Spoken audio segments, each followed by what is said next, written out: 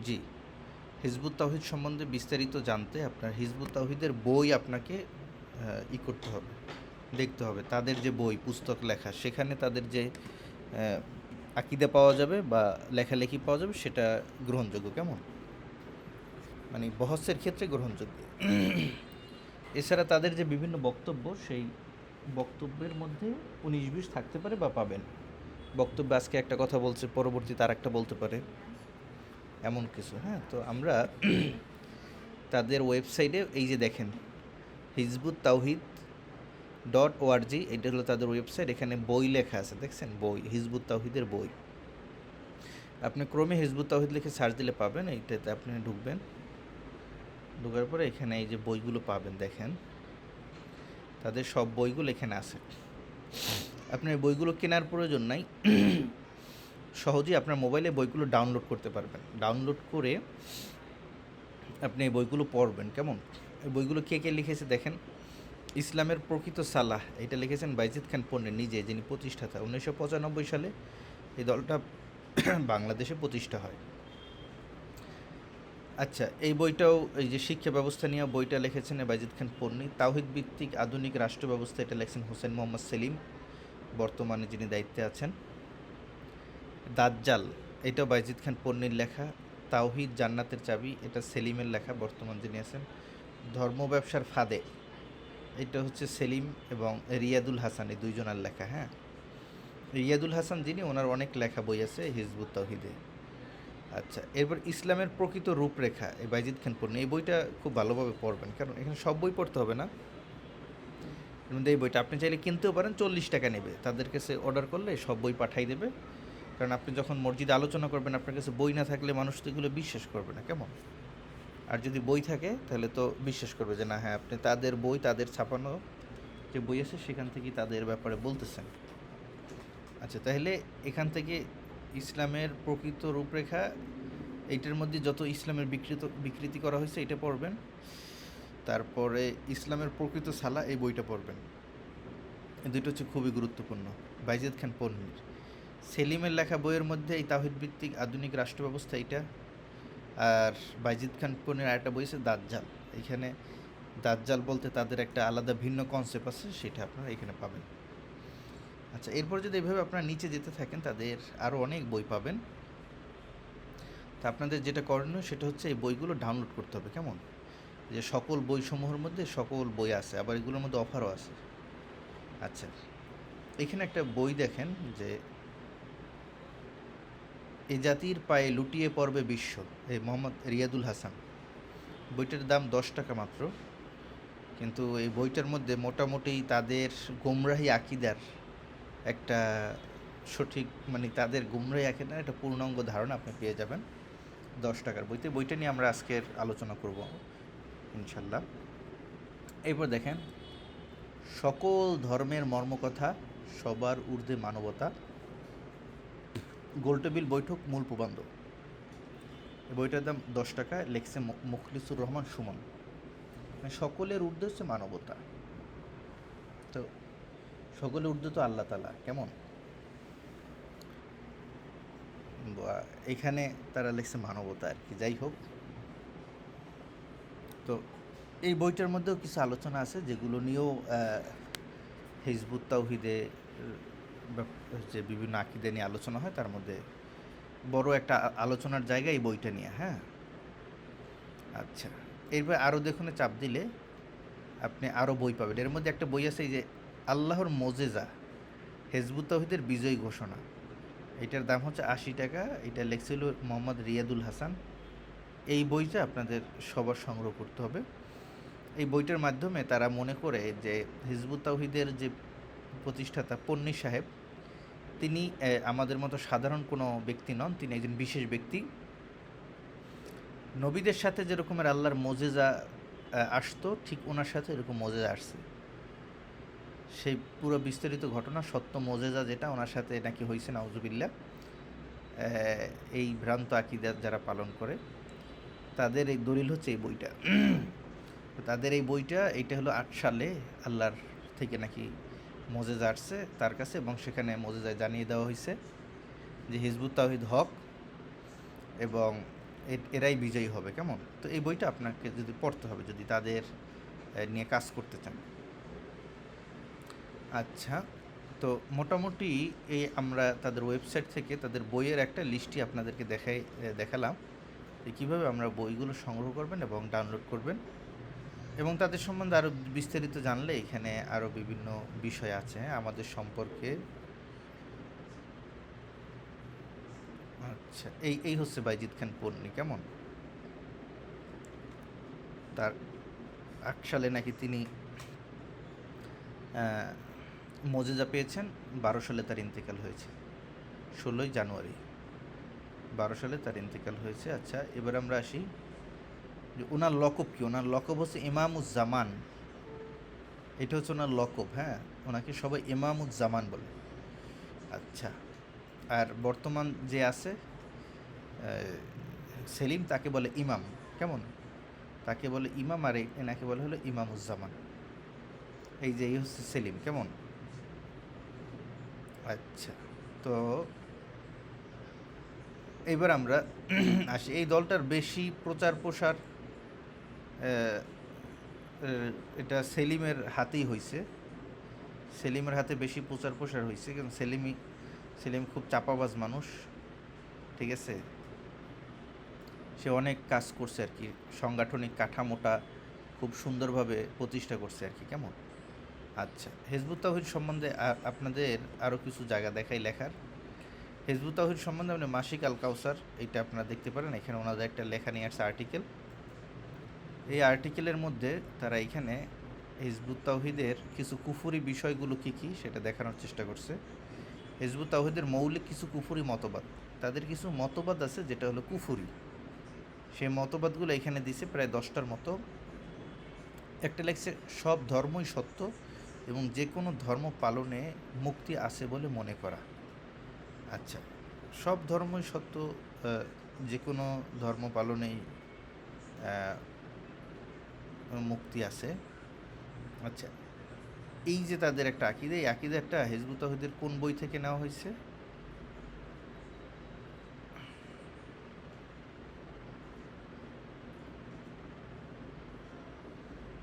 আচ্ছা, এখানে অনেকগুলো বই থেকেও তারা হাওয়ালা নিয়েছে।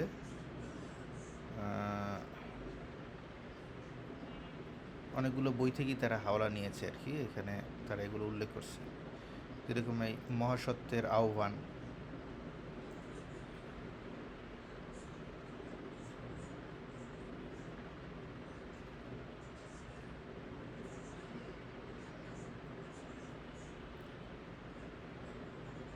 তারপরে যে মানব সমাজে ধর্ম অধর্ম, শান্তি অশান্তির চিরন্তন দ্বন্দ্ব, কেমন? এই যে কিছু বইয়ের এখানে দেওয়া হয়েছে। আচ্ছা, যাই হোক, আমরা একটু সামনে আসি। ইসলামকে বিকৃত আখ্যায়িত করা, এই একটা বিষয় এখানে নিয়ে আসছে। পৃথিবীর সকল মুসলমানকে কাফের সাব্যস্ত করা। 3, নামাজ সহ ইসলামের মৌলিক ইবাদতগুলোকে বিকৃত সাধন করা। 4, ইসলামী শরীয়ত ও রাসূলুল্লাহর সুন্নাহকে তুচ্ছ করা। 5, বিভিন্ন হারাম বিষয়কে সমর্থন করা। 6, মুজিজার দাবি ও আল্লাহর উপর মিথ্যা আরোপ। এখানে দুইটা বিষয়, একটা হচ্ছে মুজিজা দাবি, একটা হচ্ছে আল্লাহর উপর মিথ্যা আরোপ করা। এখানে দুইটা বিষয় ওনারা একসাথে 7 নম্বরে নিয়ে আসছে।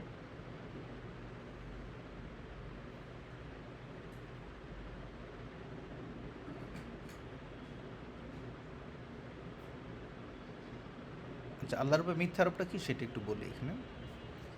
সেটা হচ্ছে যে আল্লাহর উপর মিথ্যা আরোপ করে সে বলছেন যে সেদিন আল্লাহ 3টা জিনিস নাজিল করলেন আর কি, যে হিজবুত তাওহীদ হক, দ্বিতীয় আরেকটা হচ্ছে ইমাম হক, 3 নম্বরটা হিজবুত তাওহীদ দিয়ে শতদিন প্রতিষ্ঠা হবে। 3টা কথা নাকি আল্লাহ তাআলা বলছেন, নাউজুবিল্লাহ। এটা আল্লাহর সামনে তারা একটা মিথ্যা কথা চালাই দিছে, হিজবুত তাওহীদের ইমাম। এটা হচ্ছে তাদের একটা বড় জিনিস, হিজবুত তাওহীদ হক, তারপরে ইমাম হক, একটা হিজবুত তাওহীদ দিয়ে শতদিন প্রতিষ্ঠা হবে। এটা যে বইটা, ওই যে বললাম আল্লাহর মোজেজা, হিজবুত তাওহীদের বিজয় ঘোষণা, একটা বই যে দেখালাম আল্লাহর মোজেজা, ওই যে ওই বই 66 পৃষ্ঠায় আছে। আচ্ছা, এবার আমরা আসি। এরপর এই যে হিজবুত তাওহীদের কিছু অপকৌশল, এর মধ্যে ওলামায়ে কেরামের সমালোচনা, কথার মারপ্যাঁচ, কোরআন হাদিসের অপব্যাখ্যা, এগুলো কোরআন হাদিসে নাই ওরকমের বিষয়গুলোকে কোরআন হাদিস বলে চালিয়ে দেওয়া, জাল হাদিস, কিছু জাল হাদিস তারা বানায়, হ্যাঁ, জাল হাদিস তারা ব্যবহার করে।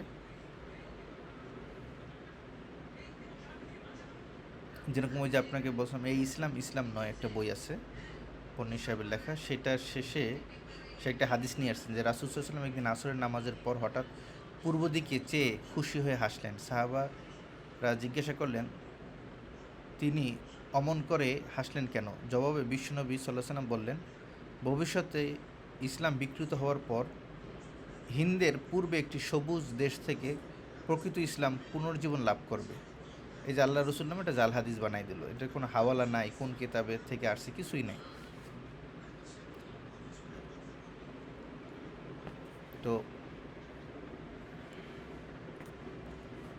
এবার আমরা আসি ইতিহাস বিকৃতি। কিছু ইতিহাস আছে তারা এগুলো নিজেরা নিজেদের মতো বিকৃতি করছে আর কি, হ্যাঁ। যেরকমের এই জায়গাটা দেখেন, ইতিহাস বিকৃতিটা এই জন্য জানা দরকার। এই যে দেখেন তারা বিকৃতিটা কী করছে, এখানে পড়ি, দেখেন এখান থেকে তাদের একটা পত্র, দৈনিক দেশের পত্র সংকলন, সংখ্যা হচ্ছে 24, হ্যাঁ। এইখানে বলা হয়েছে নাজ্জাশী মুসলিম না হয়েও শেষ নবীকে আত্মা থেকে বিশ্বাস করে তার সত্য প্রতিষ্ঠার সংগ্রামে সাহায্য করার জন্য জান্নাতবাসী হয়েছেন। সুতরাং একই কথা হিন্দু, বৌদ্ধ, ইহুদি সহ সকল ধর্ম সম্প্রদায়ের জন্য সমভাবে প্রযোজ্য হবে। এইখানে সে একটা কথা বলছেন যে নাজ্জাশী মুসলিম না হয়েও, নাজ্জাশী মুসলিম ছিলেন না, কিন্তু আল্লাহ নবী তার জানাজা পড়িয়েছেন, কেমন? তো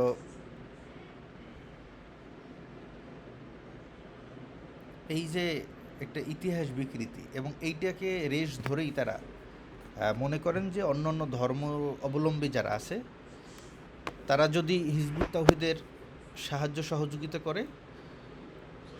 করে তাহলে তারাও জান্নাতে যাবে। এটা তাদের একটা কনসেপ্ট, হ্যাঁ। আচ্ছা, এবার আমরা আসি, কিন্তু এখানে হাদিসটা দেখেন, এখানে যে বুখারী শরীফের একটা হাদিসটা দেখেন, হাদিসে এখানে লেখা আছে যে কি হাবশির বাদশাহ নাজাশী রাসূল সাল্লাল্লাহু আলাইহি সাল্লামের উপর ঈমান এনে মুসলমান হয়েছিল, বুখারী শরীফ হাদিস। এজন্য রাসূল সাল্লাল্লাহু আলাইহি সাল্লাম তার জানাজার নামাজ আদায় করেছেন। আচ্ছা, বুখারী শরীফে হাদিসের মতনটা হচ্ছে মানে অনুবাদটা এমন অনেকটা, কিন্তু এটাকে তারা একটা বিকৃত করে তাদের মত মতো চালিয়ে দিছে।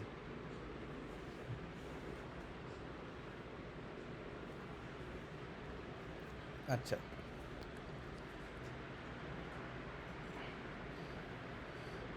আচ্ছা, এবার আমরা আসি যে এই এনায়েতুল্লাহ মাশরিকি, এনায়েতুল্লাহ মাশরিকি যে আছে, যে বাইজিদ খান পন্নী, তার গুরুকে এটা একটু বের করা দরকার। বাইজিদ খান পন্নীর গুরু হচ্ছে এনায়েতুল্লাহ মাশরিকি, হ্যাঁ। তার আন্দোলনের নাম খাকসার আন্দোলন। তো এনায়েতুল্লাহ মাশরিকির বিরুদ্ধে আমাদের ওলামায়ে দেওবন্দের অনেক ফতোয়া আছে। সে যে কাফের বা তার আকিদা বা কুফুরি আকিদা, এই ব্যাপারে অনেক লেখালেখি আছে, এই ব্যাপারে সকলের ফতোয়া আছে। এগুলো চাইলে আপনারা সংগ্রহ করতে পারেন, বিভিন্ন বইতে এগুলোর ফটোকপি পাওয়া যায়, কেমন? এনায়েতুল্লাহ মাশরিকির যে আন্দোলনটা ছিল খাকসার আন্দোলন। আচ্ছা, বাইজিদ খান পন্নী কিন্তু কোনো জায়গায় আলোচনায় সে বলেন না সে এনায়েতুল্লাহ মাশরিকি তার উস্তাদ দ্বারা প্রভাবিত হয়েছেন এবং তার আকিদাগুলো সে বাংলাদেশে এসে চালাইতেছেন, এটা সে একবারও বলেন না। এবং সে যে খাকসার আন্দোলনের একজন যোদ্ধা ছিলেন এটাও সে ওইভাবে স্পষ্ট করেন না, কিন্তু তার জীবনীতে এটা পাওয়া যায়। আমরা এগুলো সবগুলো দেখব। এবার আসেন আপনি, এরপরে বাইজিদ খান পন্নীর এখানে তো মার্কাজে অল্প কয়েকটা বিষয় নিয়ে আসছে, আরও তার ব্যাপারে মোটামুটি যদি আরও একটু বিস্তারিত জানতে চান তাহলে আপনারা আরেকটা লেখা পড়তে পারেন। সেটা হচ্ছে, আপনাদেরকে দেখাই,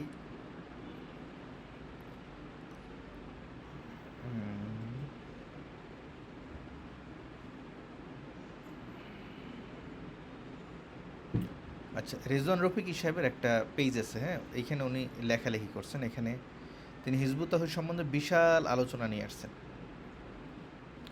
তো এটা আপনারা সহজেই দেখতে পারেন এখানে ওনার সম্বন্ধে, হিজবুত তাওহীদ সম্বন্ধে তার এই যে কই গেল, হিজবুত তাওহীদ এই সম্বন্ধে তার অনেকগুলো আর্টিকেল আছে, এই যে দেখাচ্ছে, হ্যাঁ, এই আর্টিকেলগুলো আপনারা পড়তে পারেন এবং পড়ে তার এই তাদের যে অপব্যাখ্যাগুলো সেগুলো জানতে পারেন। হ্যাঁ, তিনি এইখানে অনেকগুলো প্রায় 25টার মতো আর্টিকেল তাদেরকে নিয়ে লেখছেন। এগুলো আপনারা পড়তে পারেন, পড়লে আপনি হিজবুত তাওহীদ সম্বন্ধে বিস্তারিত জানতে পারবেন। কেমন? আচ্ছা গেল। তাহলে দুইটা দেখলাম, একটা হচ্ছে এই রেজওয়ান রফিক সাহেবের এই আর্টিকেলটা, এখানে আপনি পৃষ্ঠা এবং হাওলা সহ পেয়ে যাবেন। এবং আরেকটা বললাম যে বইগুলো বললাম তাদের ওয়েবসাইটে আছে। হ্যাঁ, এখন কত বাজে? 10টা 25 বেজে গেছে। ওইখানে তাদের সম্বন্ধে আরও অনেক ধারণা আছে যে তারা বলে, আচ্ছা ওগুলো দেখাই একটু, দাঁড়ান।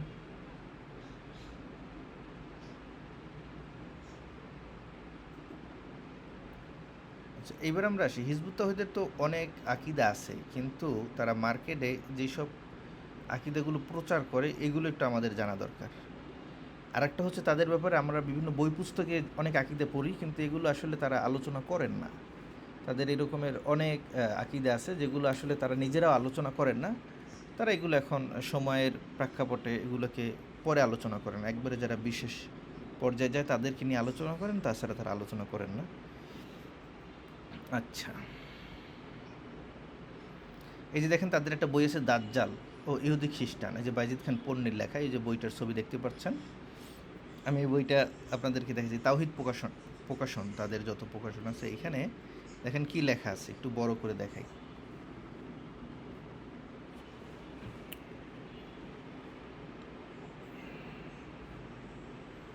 যে আজ সমস্ত পৃথিবীতে কোথাও স্রষ্টার মানে আল্লাহর সার্বভৌমত্ব নেই। মানবজাতির সমষ্টিগত জীবনে আজ মানুষেরই সার্বভৌমত্ব প্রতিষ্ঠিত হয়েছে। আর এটাই হচ্ছে দাজ্জালের দাবি। আচ্ছা, এটা একটা দাজ্জালের দাবি যে কি, যে পৃথিবীতে সে মানুষের আইন মানুষেরই প্রতিষ্ঠা করতে পারছে, এটা একটা দাজ্জালের দাবি। কিন্তু এই দাজ্জালের দাবিটা, এটা এখন তাদের আকিদা, তাদের একটা বিশ্বাস যে পৃথিবীতে কোথাও আল্লাহর সার্বভৌমত্ব নেই। তো এটা নিয়ে সবাই কথা বলছেন যে এই কথাটা হিজবুত তাওহীদের যিনি প্রতিষ্ঠাতা বাইজিদ খান পন্নী যেটা লিখছেন, এই কথাটা সঠিক না। কারণ আল্লাহ সার্বভৌমত্ব নেই, এই কথাটা সঠিক না। তিনি প্রমাণ হিসেবে কি দিয়েছেন? প্রমাণ হিসেবে দিয়েছেন যে রাজতন্ত্র, সমাজতন্ত্র, গণতন্ত্র, হ্যাঁ, এই যে সাম্যবাদ, একনায়তন্ত্র, এইগুলো বর্তমানে পৃথিবীতে প্রতিষ্ঠিত। হ্যাঁ, এগুলো সবই দাজ্জালের বিভিন্ন রূপ। এগুলো হচ্ছে দাজ্জালের বিভিন্ন রূপ। তো যেহেতু আল্লাহর আইন পৃথিবীতে চলে না, দাজ্জালের আইন যেহেতু পৃথিবীতে চলে, সুতরাং আল্লাহর কর্তৃত্ব পৃথিবীতে এখন আর নাই, আল্লাহর সার্বভৌমত্ব পৃথিবীতে এখন আর নাই। এটা একটা গলত আকিদা, এটা সমস্ত আলেমরা এটা বলেন যে আল্লাহর সার্বভৌমত্ব, আল্লাহর পৃথিবীর উপরে রাজত্ব আগেও ছিল, বর্তমানে আছে, কিয়ামত পর্যন্ত থাকবে, কিয়ামতের পরেও থাকবে, আবাদুল আবাদ জিন্দিগির জন্য আল্লাহর সার্বভৌমত্ব, এইটা নিয়ে কোনো প্রশ্ন নেই। কিন্তু তারা এই যে একটা দলিল দিয়ে যে পৃথিবীতে যেহেতু সমাজতন্ত্র প্রতিষ্ঠা হয়ে গেছে, সুতরাং একনায়কতন্ত্র প্রতিষ্ঠা হয়েছে, সুতরাং আল্লাহ সার্বভৌমত্ব আর নাই, এটা একটা মানে হাসির কথা, মানে ছোটো বাচ্চাকে যেরকম কিছু বোঝানো যায় এরকম একটা কথা। তো এই জন্য এটা হচ্ছে তাদের সাথে আমাদের দ্বন্দ্বের একটা বড় জায়গা। আসলে এটা তারা মনে করে যে পৃথিবীতে আল্লাহ সার্বভৌমত্ব নাই, এই সার্বভৌমত্ব প্রতিষ্ঠার জন্য আল্লাহ তাআলা এই বাইজিদ খান পন্নীরে পাঠাইছেন, এইটা হলো তাদের ধারণা। আচ্ছা, তাহলে প্রমাণ পেয়েছেন আপনারা? কোন বইতে কোন জায়গায় প্রমাণ পেয়েছেন নিজেরা বের করতে পারবেন? কি বলেন? একটু কথা বলেন আপনারা যারা আছেন।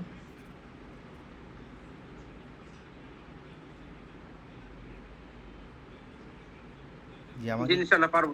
গুগল যে এগুলো মানুষকে দেখাবেন আর কি, দেখাইলে তখন মানুষ বুঝবে আর কি। হ্যাঁ, আপনারা বিশ্বাস করেন।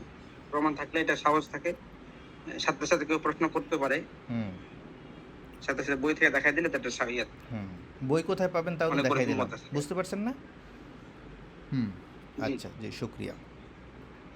তো তারা যেটা দিয়ে দাবিটা করছে আসলে এটা এটা হয় নাই, হ্যাঁ। এইটা দিয়া মূলত আল্লাহ সার্বভৌমত্বকে মানে উঠাইয়ে দেওয়া বা আল্লাহ সার্বভৌমত্ব অস্বীকার করার কোনো সুযোগ নাই। কারণ পৃথিবীতে মানব মানব রচিত আইন বিধান এগুলো দীর্ঘ সময় চলছে। এগুলো বাদ দিয়ে মানুষ যাতে আল্লাহর আইন মানে, আল্লাহকে মানে, এই জন্য আল্লাহ তালা যুগে যুগে নবী রসুল পাঠিয়েছেন। কিন্তু এই জন্য এই কথা বলা চলবে না যে আল্লাহর তার ক্ষমতা হারাই ফেলছে আল্লাহ তালা, এই কথা বলা যাবে না। এটা একটা বাজে আকিদা বা গলত আকিদা, কেমন? আচ্ছা, এবার আমরা সামনে যাই।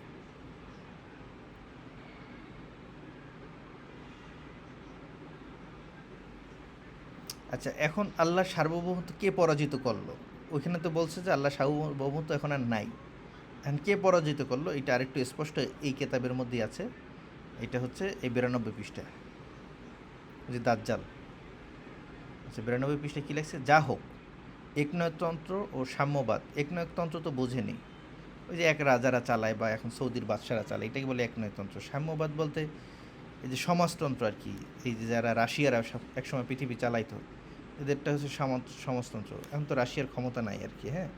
বলছে এই পরাজয়ের পর থেকে গণতান্ত্রিক শক্তি আজ পৃথিবীর অধিকাংশ দেশে সার্বভৌমত্ব অধিকারী, এবং এই শক্তি আল্লাহর সার্বভৌমত্বকে পরাজিত করে নিজে প্রতিষ্ঠিত হয়েছে। তো এই গণতন্ত্র নাকি আল্লাহর সার্বভৌমত্বকে পরাজিত করছে, নাউজুবিল্লাহ। এই যে আকিদা, এই আকিদা এটা একটা কুফুরি আকিদা। এই আকিদা পালন করা যাবে না। এই গণতন্ত্র পৃথিবীতে প্রতিষ্ঠা হয়ে গেছে, সুতরাং আল্লাহর সার্বভৌমত্ব শেষ। এই কনসেপ্টটা সম্পূর্ণ একটা গলত কনসেপ্ট, কেমন? এইটাও পৃষ্ঠা নাম্বার কত? আমি এই যে আপনাকে এই যে বই তো দেখাই দিলাম। এই যে কি বই? দাজ্জাল ইহুদি খ্রিস্টান, লিখছেন কে? বাইজিদ খান পন্নী, পৃষ্ঠা নাম্বার 92। আচ্ছা, এই যে ছোটো করলে পৃষ্ঠার কভার পেজ, আবার আমার ওইটা। আচ্ছা, এবার আসেন সামনে যাই। দ্বিতীয় তাদের তো অনেক মানে গলতের তো শেষ নাই। আর একটা তাদের কনসেপ্ট হলো যে আল্লাহ সৃষ্টি করলেন আদম আলাহিসাল্লামকে, যেহেতু এর দেহের ভিতরে তিনি তার নিজের আত্মাকে স্থাপন করবেন, সেই সম্মানে আদমের দেহে তিনি তৈরি করলেন কোন আদেশ দিয়ে? কি? আদমের দেহে তিনি তৈরি করলেন কোন আদেশ দিয়ে? নয়, তার নিজের হাতে। আচ্ছা, এরপর আয়াত নম্বর দিছে, তারপর তার দেহের মধ্যে আল্লাহ তার নিজের আত্মা থেকে ফুঁকে প্রবেশ করিয়ে দিলেন। আচ্ছা, ওইখানে আয়াতটা যেটা আছে মিন রুহি, সে আল্লাহ তালা ফুৎকার দিলেন মিন রুহি, তার রুহ থেকে। তো এখানে তো মিন রুহি বলতে মানে আল্লাহর যে রুহ আছে এইটাকে ফুঁকে দিয়েছেন, ব্যাপারটা এমন না, হ্যাঁ। আল্লাহ ফু দিছেন আর কি, এটি হলো কথা। তো এইখানে তাদের একটা কনসেপ্ট হলো যে আল্লাহ আদম আলাহিসাল্লামের ভিতরে ঢুকে গেছেন। এটা আরেকটু স্পষ্ট হবে তাদের বইগুলো আরেকটু দেখলে, হ্যাঁ। একটু দেখি।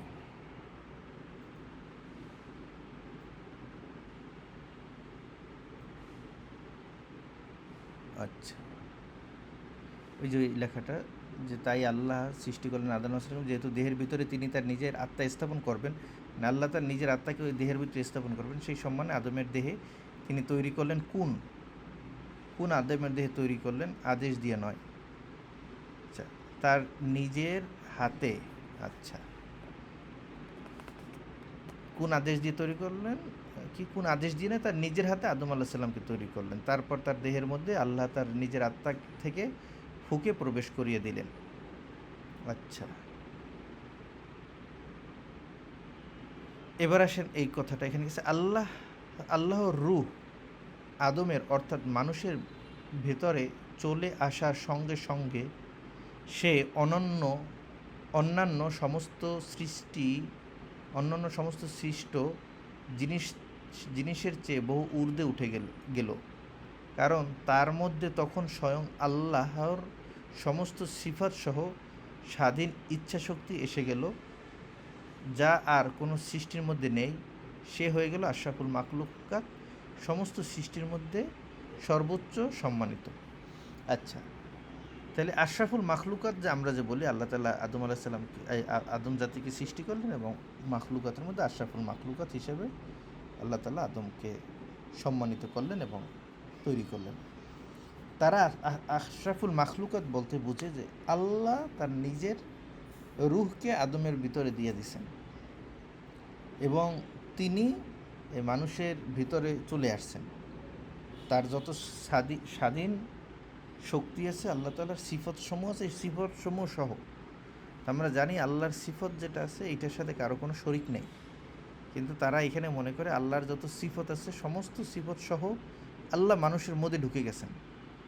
এই যে দেখেন কথাটা কি, আল্লাহর রূহ আদমের অর্থাৎ মানুষের ভেতরে চলে আসার সঙ্গে সঙ্গে সে অন্যান্য সমস্ত সৃষ্টির চেয়ে বহু ঊর্ধ্বে উঠে গেল, কারণ তার মধ্যে তখন স্বয়ং আল্লাহর সমস্ত সিফত সহ স্বাধীন ইচ্ছাশক্তি এসে গেল। আমরা জানি আল্লাহর সিফত কারোর মধ্যে নাই, আল্লাহর সিফতের ক্ষেত্রে আল্লাহ একক। হ্যাঁ, তো এইখানে আল্লাহর সিফতগুলো যে সিফতের জাতি এগুলো আছে এটা আর কারোর মধ্যে নাই, এইভাবে মতলকভাবে এই কথা বলা সেটা ঠিক না। এবং এটা যে আকিদা আছে সেই আকিদার ক্ষেত্রে এটা একটা কুফরি আকিদা। কেমন? এবং আশরাফুল মাখলুকাতের যে একটা তারা যে দেখাচ্ছে, কারণ দেখাচ্ছে, সেটা আসলে এইটা আশরাফুল মাখলুকাতের কারণ হিসেবে আমরা বা ওলামায়ে কেরাম বলেন না। আচ্ছা, এইবার আমরা আসি আর একটু সামনে যাই।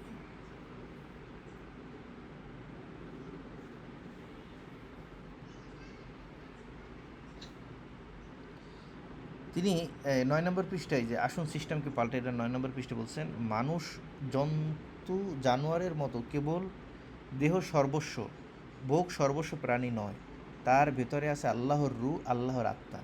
এজন্য মানুষ সর্বশ্রেষ্ঠ জীব। আশরাফুল মাখলুকাতের কারণ তারা বলতেছে আল্লাহর রূহ নাকি মানুষের মধ্যে আছে, আল্লাহর আত্মা নাকি মানুষের মধ্যে আছে। আচ্ছা, এরপরে দেখেন যে মানুষের ভিতরে স্রষ্টার রূহ অর্থাৎ পরমাত্মার অংশ রয়েছে। আক্রান্ত দেশ ও ইসলাম, ১৯ নম্বর পৃষ্ঠা।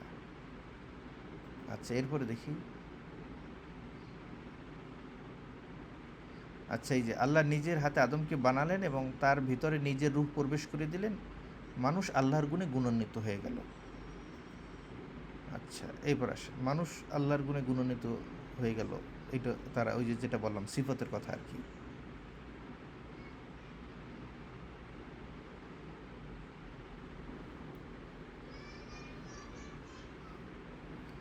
আচ্ছা, এই দেখেন এই কথাটা আরও স্পষ্ট করে আকিদা, তাদের একটা কিতাব আছে আকিদা ৫ নম্বর পৃষ্ঠায়, কিতাবটা দেখাবো না। তাই আল্লাহ আদম অর্থাৎ মানুষকে সৃষ্টি করলেন, আদমের মধ্যে আল্লাহ তার নিজের আত্মা রূহ ফুঁকে দিলেন। অর্থাৎ এই ব্যাখ্যাটা দেখেন কি লেখছে, আদমের মধ্যে স্বাধীন ইচ্ছে শক্তি যা আল্লাহ ছাড়া আর কারো নেই তা এবং আল্লাহর অন্যান্য সকল সিফত বা গুণ প্রবেশ করে দিলেন। এখানে স্পষ্টভাবে তাদের আকিদা কিতাবে স্পষ্টভাবে বিষয়টা লেখছেন। কাজেই এই নতুন অসাধারণ সৃষ্টির নাম দিলেন আল্লাহর খলিফা বা প্রতিনিধি। এর আগে তো ছিল আশরাফুল মাখলুকাতের, কেন বললেন সেইটার একটা ব্যাখ্যা। এবার যে খলিফাতুল্লাহ বা মানুষ যে পৃথিবীতে আল্লাহর খলিফা, এইটার একটা অপব্যাখ্যা। এই যে দেখেন আমরা যে বলি না আল্লাহ তাআলা আমাদেরকে খলিফা বানাইছেন, এইটার একটা অপব্যাখ্যা। হ্যাঁ, এই যে আমি পৃষ্ঠা নাম্বার দেখাই যে আকিদা কিতাবের, এখান থেকে একটু বড় করে দেখাই।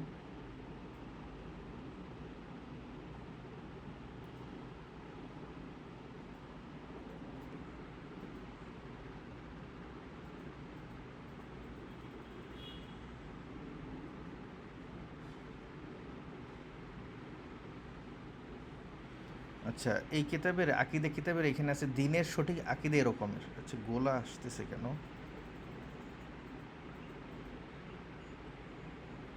আচ্ছা, এইবার বোধহয় স্পষ্ট দেখতে পাচ্ছেন।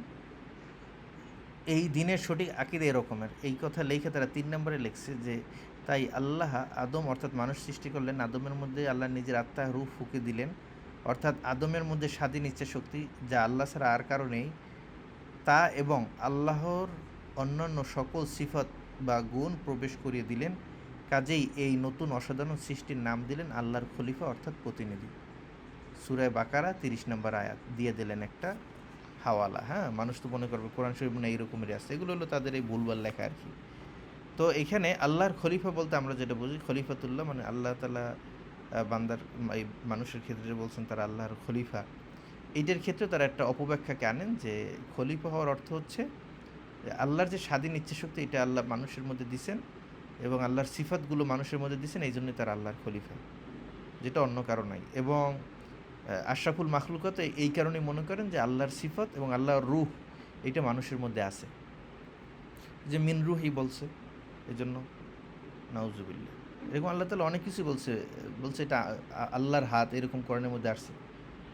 কেমন এরকম আরও কোরআনে আল্লাহ নিজের দিকে নিজবত করে আরও অনেক কিছুই বলছেন। তো এই জন্য এটা বুঝতে হবে যে মিন রুহি বলতে আল্লাহ নিজের রূহ থেকে ফুঁকে দিলেন, এভাবে অর্থ নেওয়া যাবে না। হ্যাঁ,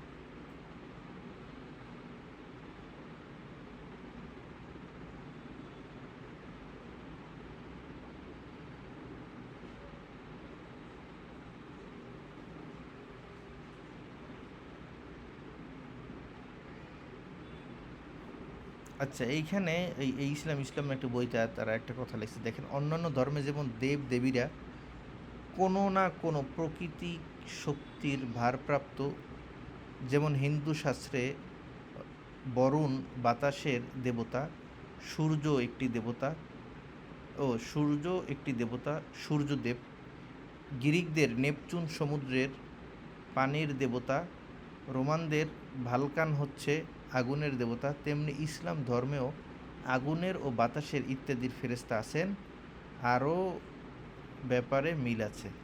আচ্ছা, তারা ওই হিন্দু টিন্দু এদেরকে আলোচনা করতে গিয়ে তাদের সাথে নাকি আমাদের অনেক মিল আছে, এগুলা বুঝাতে গিয়ে তারা এখানে একটা তাদের দেবতার সাথে এখানে ফেরেশতাদের একটা তুলনা করলেন।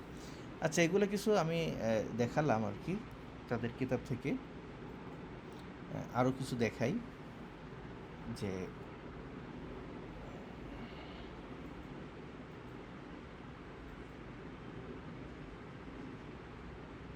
এই যে আমি কিতাবগুলো ডাউনলোড করছি আপনাদেরকে, আপনারা যদি এই যে হিজবুত তাওহীদের মধ্যে এইখানে আছে, এটা হচ্ছে সেলিমের যত লেখা বই, এখানে আছে ইমাম পন্নির যত লেখা বই, এটা হচ্ছে তাদের অন্য অন্য যারা লিখেছেন তাদের বই। হ্যাঁ, এই যে দেখেন এই যে এই বইগুলো, অনেকগুলো বই আছে তাদের। তো এখান থেকে একটা বই নিয়ে আলোচনা করি। হ্যাঁ,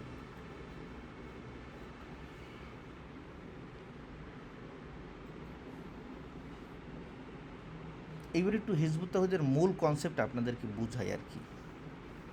তারা এগুলো তো তাদের অনেক কুফরি আকিদা টাকিদা আছে, এগুলো তো আসলে তারা ওরকম প্রচার করে না বা ওরকমভাবে আলোচনায় নিয়ে আসে না। তো তারা আসলে কি বলে এটা একটু বোঝে। তাদের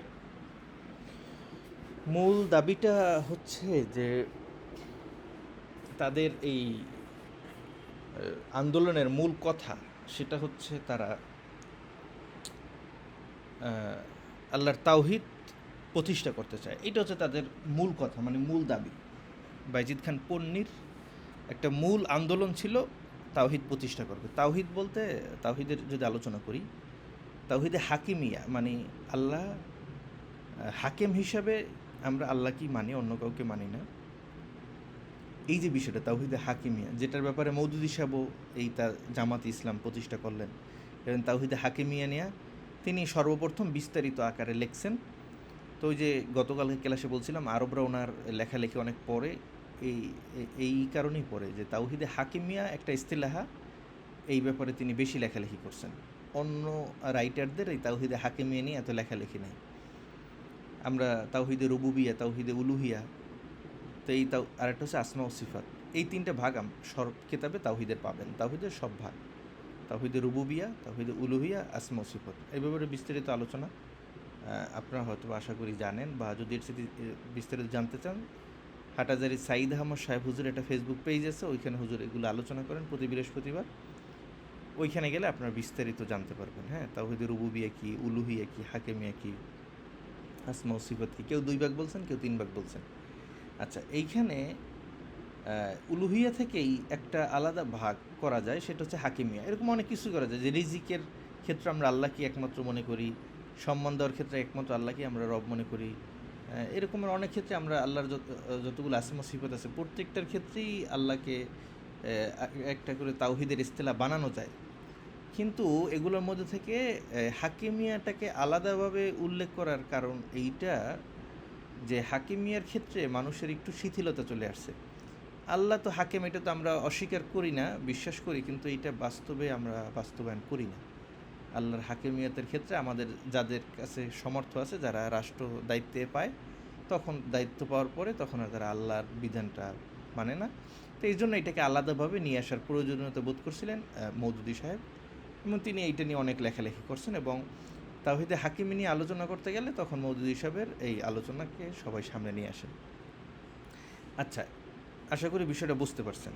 তাওহীদে হাকিমিয়া, এই বাইজিদ খান পন্নী তিনিও এই তাওহীদে হাকিমিয়া নিয়ে ওনারা কাজ করতে চেয়েছিলেন, কিন্তু উনি যেহেতু আলেম ছিলেন না, কিন্তু এই জায়গায় উনি অনেক জায়গায় মিস্টেক করছেন আর কি। কেমন মিস্টেকগুলো আপনাকে ধরাবো। তো তাদের যারা ওই হিজবুত তাওহীদ করে, তাদের সবার চেতন একটাই যে আল্লাহর বিধান পৃথিবীতে প্রতিষ্ঠা করবে। এটা তো ভালো কথা, হ্যাঁ, তাহলে তো আমি এই দলে অংশগ্রহণ করতে পারি। তারা তো এই কথা বলে, হুজুররা তো এই কথা বলে না।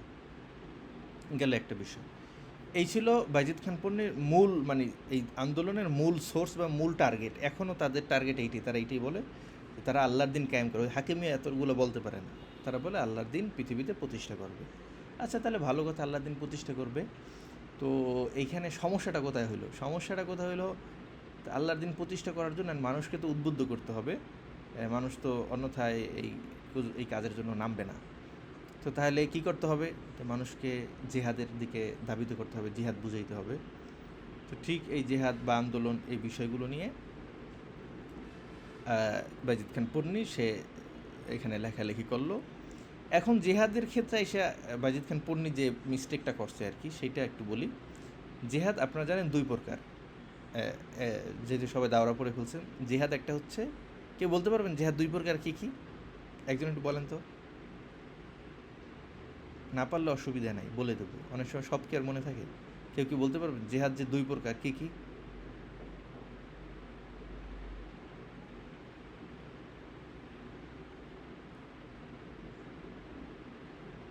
জিহাদে আসগর, জিহাদে আকবর।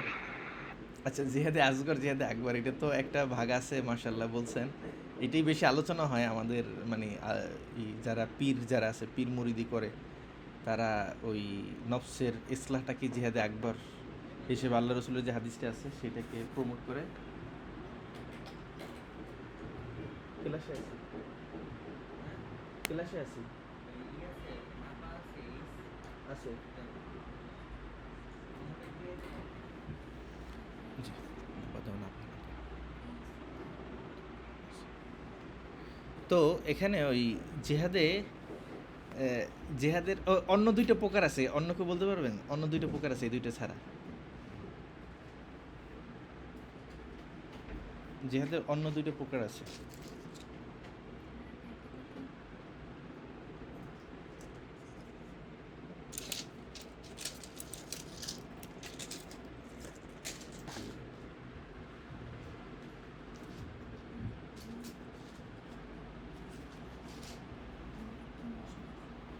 তো আচ্ছা, আমি বলি।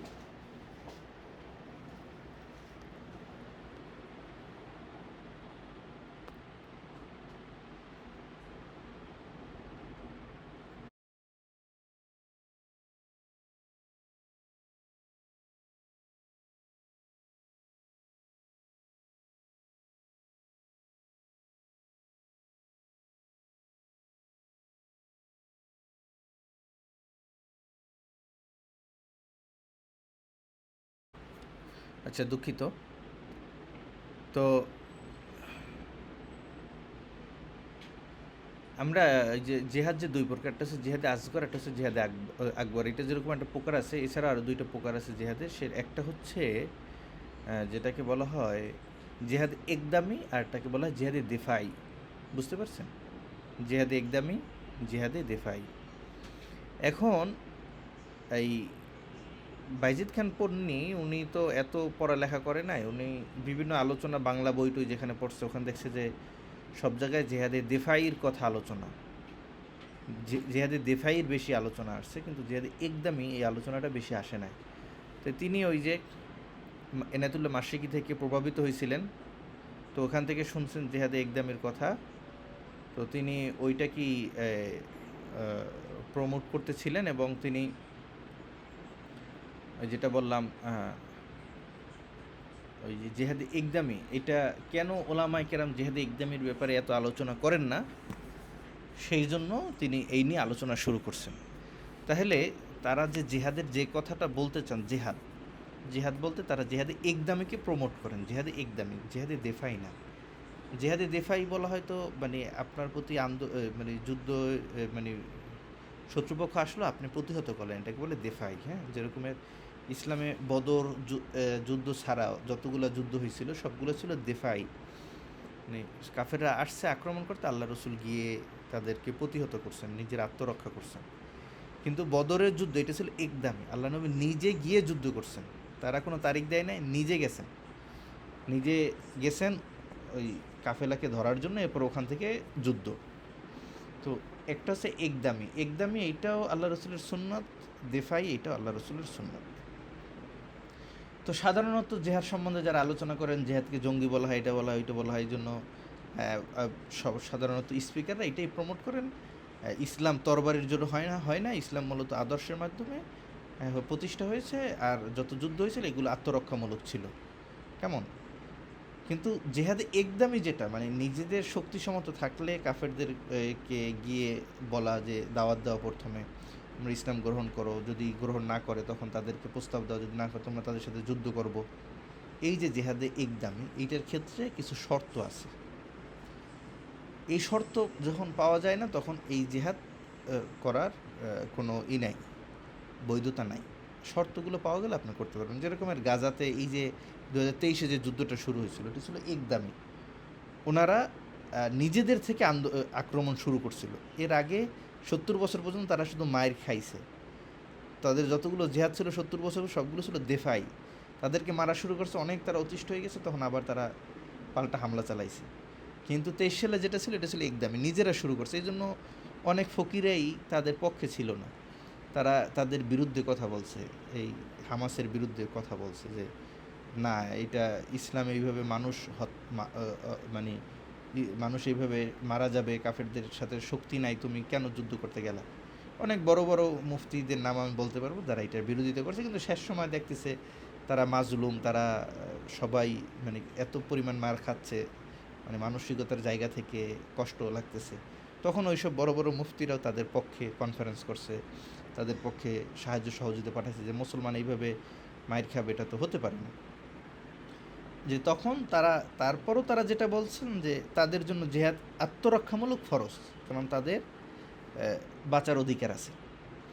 জেহাদে একদামি, গাজায় যে জেহাদে একদামি শুরু করছিল, এই একদামি হিসাবে তাদেরকে বড় বড় বিশ্বের মুফতিরাই সাপোর্ট করে না, কিন্তু তারা যখন একটু মায়ের বেশি খাওয়া শুরু করছে তখন তাদেরকে দেফাই হিসাবে সাপোর্ট করছে, এবং বলছে যে এটাও একদমই ছিল না, এটাও দেফাই ছিল, যে 70 বছর পর্যন্ত তারা মায়েরই খাচ্ছে, তো এইবার তারা একটু আগে শুরু করছে, এই জন্য এটা একদমই না, এটা দেফাই। মূলত তাদেরকে ওই যে আটকায় রাখছে এক জায়গার মধ্যে, ওখান থেকে তারা বের হওয়ার জন্য মূলত দেফাই করেছিল। আচ্ছা, এতটুকু আপনারা বুঝতে পারছেন জেহাদে একদমই, জেহাদে দেফাই, এই দুইটার ব্যাপারে কারো তো কোনো অস্পষ্টতা নাই আছে?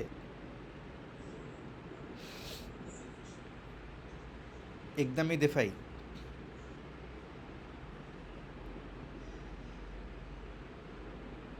জি, আমাকে কি শোনা যাচ্ছে?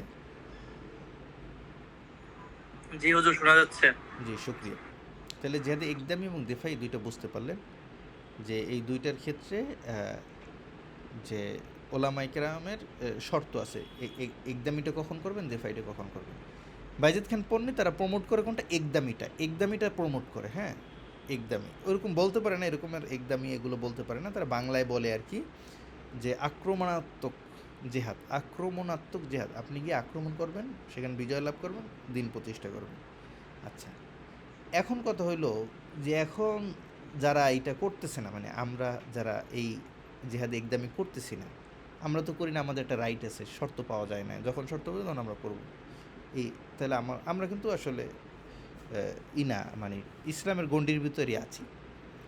তারা বুঝাইতে চাচ্ছে যে আমরা ইসলামের গণ্ডির ভিতরে নাই, আমরা জেহাদে একদমইকে অস্বীকার করি, এবং এই জেহাদকে অস্বীকার করার কারণে আমরা কাফের। এইটা হলো এই বাইজিদ খান পন্নীর কথা। তাহলে বাইজিদ খান পন্নীর কথাটা সূক্ষ্মভাবে ধরতে পারছেন আশা করি। ওনার কথা হলো আমরা জেহাদকে অস্বীকার করি, নাউজুবিল্লাহ, এবং আমরা জেহাদ করি না, জেহাদ ছেড়ে দিছি, এজন্য আমাদের থেকে হুকুমত ছুটে গেছে, এবং আমরা কি করতে পারি না, পৃথিবীতে আর রাজত্ব প্রতিষ্ঠা করতে পারতেছি না। তো হিজবুত তাওহীদ আন্দোলন পৃথিবীতে আল্লাহর হুকুম একামতের দিন বাস্তবায়নের জন্য এই আন্দোলন। আচ্ছা, এইবার তাদের কাছে প্রশ্ন যে তাহলে আপনারা জেহাদ একদমই শুরু করেন না কেন? আমরা লাগলে করি না, ঠিক আছে, আপনারা কেন করেন না? এখন তারও তো কুদরত নাই, সে কেমনে করবে? তো সেও এইখানে কিছু লজিক নিয়ে আসছে। তো বলতেছে যে আমরা এখানে এখন করতেছি না এই জন্য যে এটার 5টা মারহালা আছে। 1 থেকে 4 যদি বাস্তবায়ন হয় তাহলে 5 জেহাদ এইটা বাস্তবায়ন হবে। তারা 5টা এখানে কোটেশন নিয়ে আসছে। তো এগুলো হলো আপনি যখন গভীর মোতালা করবেন তখন ধরতে পারবেন তাদের ইগুলো। হ্যাঁ, তো তারা 5টা দিচ্ছে যে এই 5টা নাই, এখন আমরা কেন করবো? আমাদের ইমাম তো বলে গেছে 5টা যখন হবে তখন আমরা জেহাদ করব, এর আগে জেহাদ করা যাবে না। তাহলে আপনাদেরও তো শর্তের ক্ষেত্রে ভিন্ন হয়েছে, আমাদের এক ধরনের শর্ত, আপনাদের আর এক ধরনের শর্ত। তাহলে আপনারা আমাদের কাফের কেন বলেন? আপনারা অস্বীকার করেন, আমরা কই অস্বীকার করছি? আমরা তো অস্বীকার করি নাই। আমরা বলতেছি শর্ত পাওয়া যায় না, আপনি বলতেছেন শর্ত পাওয়া যায় না। তাহলে এখানে আমাদেরকে কেন বিকৃত করলেন? বিষয়টা আপনারা বুঝতে পারছেন আশা করি। তো এই হচ্ছে তর্কের জায়গা। এবার আসেন ওই যে উনি যে তাওহীদে হাকিমি, আল্লাহর হাকিমিয়াত প্রতিষ্ঠা করবে এই বিষয়টা। তো এখন সে বলতে চায় যে পৃথিবীতে যত মুসলমান আছে সমস্ত মুসলমান তারা গণতন্ত্র বা এই সমাজতন্ত্র এগুলো বিশ্বাস করার কারণে 1300 বছর আগে থেকেই রাজতন্ত্র যেহেতু প্রতিষ্ঠা হয়ে গেছে, 1300 বছর আগে থেকেই যেহেতু খেলাফত নাই, মানে খেলাফত আলা মিনহাজি নবুয়াটা নাই, এমনি তো যেটা ছিল নামে খেলাফত, এই যে 1300 মানে পর্যন্ত, এই 1300 হিজরি পর্যন্ত ছিল তুরস্কে, এইটা না, খেলাফত আলা মিনহাজি নবুয়া যেটা, ওইটা যেহেতু 1300 বছর যাবত নাই, তো তখনই এই 1300 বছর আগে ইসলাম পরিবর্তন হয়ে গেছে। এখন পুরো ইসলাম উল্টে গেছে, আসলে ইসলাম নাই। তো এখন যারা আছে সবাই হলো কাফের। কেন কাফের? তারা আল্লাহর হাকিমিয়াত মানে না, আল্লাহর বিচার মানে না, এই জন্য কাফের। তো এখন প্রশ্ন হচ্ছে যে আল্লাহর বিচার মানে না কাফের, দলিল কোরআনে আয়াত আছে, যারা ফামান লাম ইয়াহকুম বিমা আনজালাল্লাহু ফাউলাইকা হুমুল কাফিরুন, এই আয়াত বলে দেয়। তো এখন আপনি যদি তাদেরকে প্রশ্ন করেন, ঠিক আছে আমরা কাফের মানলাম, আপনারাও তো মানেন না, তো এইখানে তারা এখন কি বলবে? তারাও তো মানে না। তো যদি আপনারা তাহলে আজকে থেকে মানা শুরু করেন, আপনারা নিজেরা চোরের হাত কাটেন, আপনাদের যারা হিজবুত তাওহীদ আছে তাদের মধ্যে চোরের হাত কাটেন, সেখানে আপনারা সরকার আইন মানেন কেন?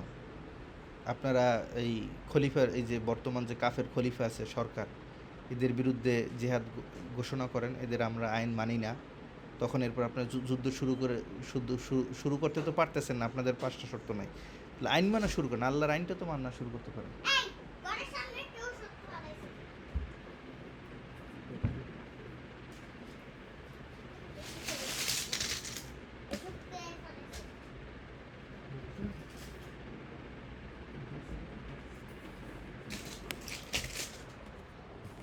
তো এখন এইখানে আমরা যেটা বলতেছিলাম যে, তো এইখানে এখন তারা বলে যে আমরা আদর্শিকভাবে আমরা গণতন্ত্রকে মানি না, অস্বীকার করি। আদর্শিকভাবে আমরা বলি যে আল্লাহর বিধানই একমাত্র বিধান, আর আমরা এখন মানতেছি অপারগ। তা আপনারা তো অপারগতা স্বীকার করলেন, তাহলে আমাদেরকে কাফের বলেন কেন? এগুলো হচ্ছে তাদের ধান্দাবাজি। একটু আপনাদেরকে দেখাই, আপনারা অল্প যে কজন আছেন আগ্রহী, আপনাদের জন্য একটু দেখাই। এই যে দেখেন, আমার ইউটিউবের চ্যানেলের আওয়াজটা শোনা যায় কিনা জানাবেন। আপনারা বলছেন যে লা ইলাহা ইল্লাল্লাহ, এটার মানে হচ্ছে আপনি এই আইন কানুন আপনি অস্বীকার করছেন, মানছেন না। মানুষের তৈরি আইন হুকুম বিধান এগুলি মানছেন না, মানবেন না। কিন্তু আপনি তো আবার বলছেন যে আমরা আইন মান্যকারী আন্দোলন, আমরা আইন মেনে চলি, প্রচলিত আইন আমরা লঙ্ঘন করি না, এমনকি আমাদের বিরুদ্ধে কোনো আইন লঙ্ঘনের রেকর্ড নেই। যখন আক্রান্ত হচ্ছেন তখন এই আইনেরই দ্বারস্থ হচ্ছেন বিচারের জন্য। সেখানে মামলা করছেন। তো এই বিষয়টা কি কন্ট্রাডিকশন হয় কিনা, আপনার এই কথার মধ্যে কি কোনো বৈপরীত্য না আছে কিনা? না, এখানে একটা প্রচলিত রাষ্ট্র ব্যবস্থা আছে, প্রচলিত রাষ্ট্র ব্যবস্থা, গণতন্ত্র। তারা দীর্ঘদিন সংগ্রাম করে তারাও লড়াই করে তারা গণতন্ত্র প্রতিষ্ঠা করছে। জনগণ নির্বাচনের মাধ্যমে তাদের জনগণের জনপ্রতিনিধি বানিয়ে জনগণ গণতন্ত্র চাচ্ছে। এখানে একটা বিচারিক প্রক্রিয়া আছে, এখানে একটা আদালত আছে, এখানে একটা সার্বভৌমত্ব আছে, সভরেন্টি আছে। আমি এখন এখানে তাত্ত্বিকভাবে এটা বলতে পারি তাদেরকে যে আমি তোমাদের এই বিধান, যেহেতু আল্লাহর বিধান নয়, আমার ধর্মীয় অনুপ্রেরণা থেকে, আমার ঐশী বিধানের আল্লাহর নির্দেশনার কারণে আমি তোমাদের আইন মানতে পারি না। এটা প্রথম কথা। দ্বিতীয় কথা হলো, তোমাদের আইনে আমাকে শান্তি দিতে পারে না। অর্থাৎ আদর্শিকভাবে তাদের প্রচলিত আইনগুলোকে আমি অস্বীকার করছি, আদর্শিকভাবে, একাডেমিক আলোচনার মধ্যে। কিন্তু বাস্তবে যখন কোনো আইন শৃঙ্খলার সংক্রান্ত কোনো ব্যাপার হয়, সেখানে আমি রাষ্ট্রকে এটা প্রমাণ দিচ্ছি যে দেখো, তোমার রাষ্ট্রের যে শৃঙ্খলা মান্যকারী একমাত্র আমরা মারামারি করছি না। আচ্ছা, আমার এই রেকর্ডটা কি আপনারা শুনতে পেয়েছেন এতক্ষণ? জি হযরত, শুনতে পেয়েছি আমরা। আচ্ছা, দেখেন, সে কিন্তু এক্ষেত্রে বললো যে আমরা একাডেমিকভাবে সমালোচনা করি, কিন্তু বাস্তবতা গিয়ে আমরা ঠিকই মানি। তাহলে ওনারা মানেন, আমরাও তো সমালোচনা করি, তাহলে আমাদের বিরুদ্ধে এত কথা কেন? আচ্ছা, গেল। এবার আমরা একটু তাদের বই একটু দেখি, বই পড়ি, তাদের গলত আকিদাগুলো। টোটাল বিষয়টা বুঝাই দিলাম। তাদের সাথে আমাদের কয়েকটা বিষয় দ্বন্দ্ব। তারা বলে আমরা মোমেন না, আমরা কাফের। এটা একটা কথা, যে আমরা যারা আছি পৃথিবীর এই যে 1500 কোটি 150 কোটি মুসলমান, এরা হচ্ছে কাফের, এরা মুশরিক, এরা মুসলমান না। কারণ দুইটা, একটা আমরা আল্লাহর বিধান মানি না, তা আপনারাও তো এখন মানেন না। আপনারা তো বলতেছেন আদর্শিকভাবে একাডেমিকভাবে সমালোচনা করেন। একাডেমিকভাবে আমরা তো সারাদিনই আমাদেরকে এগুলো পড়ানো হয় যে আল্লাহর বিধান কায়েম করতে হবে, আল্লাহর বিধান এইটা কুপুরি গণতন্ত্র চলবে না, এগুলো তো আমরা তো সারাদিনই এগুলো আলোচনা করি, পড়ি। তো একাডেমিকভাবে আমরাও তো সমালোচনা করতেছি, মানতে পারতেছি না, অপারক। এইটা হলো একটা বিষয়। এটা হলো জেহাদের বিষয়। জেহাদের ব্যাপারে, জেহাদ একদামের ব্যাপারে যেটা বলতেছেন, জেহাদের একদামের তো শর্ত আপনাদের কাছেও আছে। আসেন বিষয়গুলো একটু দেখাই তাদের বই থেকে। এই যে একটা বই দেখেন তাদের, এই যে আল্লাহ সার্বভৌমত্ব কেমন। হ্যাঁ, তারা তো মনে করে আল্লাহ সার্বভৌমত্ব এখন আর নাই, ঠিক আছে। আসেন সে আল্লাহ সার্বভৌমত্ব নিয়ে এই বইটা নিয়ে আসি, কী কী লেখা আছে।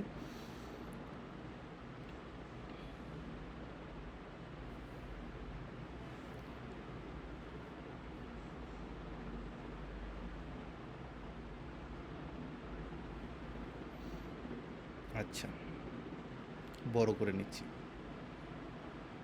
আশা করি আপনারা সবাই দেখতে পাচ্ছেন।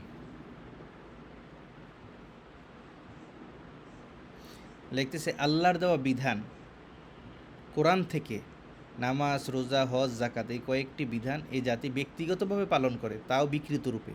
আমরা যেটা পালন করি সব বিকৃত রূপে। নামাজ বিকৃত রূপে, রোজা বিকৃত রূপে, হজ বিকৃত রূপে, জাকাত বিকৃত রূপে। তাহলে আসল রূপ কী? আমরা যেটা পালন করি তো বিকৃত, আসল রূপ কী? আসল রূপের ইমাম নামাজেরটা দেখাই গেছে, নামাজের আসল রূপ দেখাই গেছে। রোজা, হজ, জাকাত এগুলোর আসল রূপ তিনি দেখাইছেন কিনা এটা আমি এখনও খুঁজে পাই নাই, আপনারা কেউ পাইলে আমাকে জানাবেন। তিনি বলছেন এগুলো নাকি বিকৃত হয়েছে, তাদের কাছে আরও অনেক কিছু বিকৃত হয়েছে, সামনে দেখাইতেছে। তাহলে আমরা যেটা পালন করি সবই বিকৃত, তারা যেটা পালন করে সেটা হচ্ছে বিকৃত না। তো সুতরাং এই জাতি আল্লাহর কোরআনের কিছু অংশ মানা আর কিছু অংশ না মানার কারণে কার্যত মুশরিক হয়ে গেছে। আমরা যে মুসলিম জাতি আছি, তারা আল্লাহর বিধান আংশিক মানার কারণে আর আংশিক না মানার কারণে আমরা মুশরিক হয়ে গেছি। এই কথাটা একটা ভুল, আপনারা জানেন।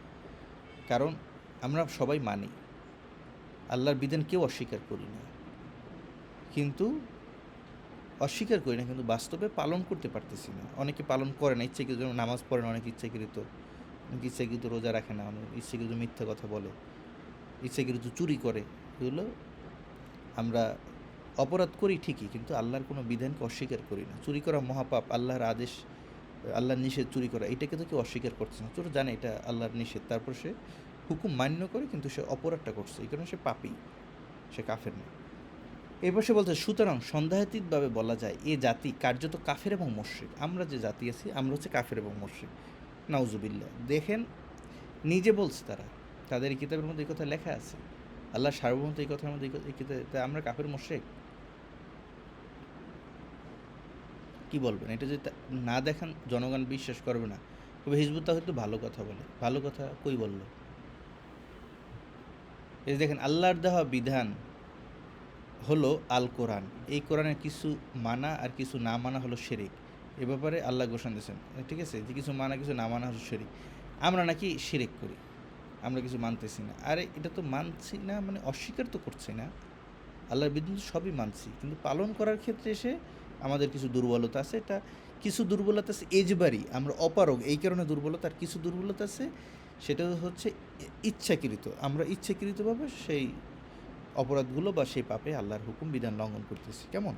তাহলে তারা যে আমাদেরকে মুশরিক মনে করে, এই দলিল পেয়েছেন ভাই? সবাই পেয়েছেন? কাফের এবং মুশরিক মনে করে। জি দলিল। আচ্ছা বুঝতে পারছেন তো? জি।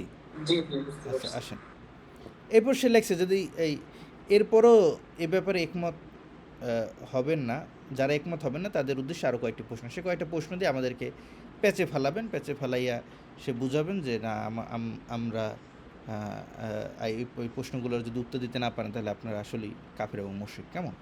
আচ্ছা দেখেন এই ছোট্ট কাগজে বর্তমান ইসলামের সম্পূর্ণ বিকৃত ও প্রকৃত ইসলামের সম্পূর্ণ রূপ তুলে ধরা সম্ভব না। ওনারা এখনও পারে না, এদের কাছে প্রকৃত ইসলাম রোজা জাকাত হজ এগুলোর প্রকৃত ইসলাম কি তারা এখনও ব্যাখ্যা করতে পারে না। ঠিক আছে আসেন,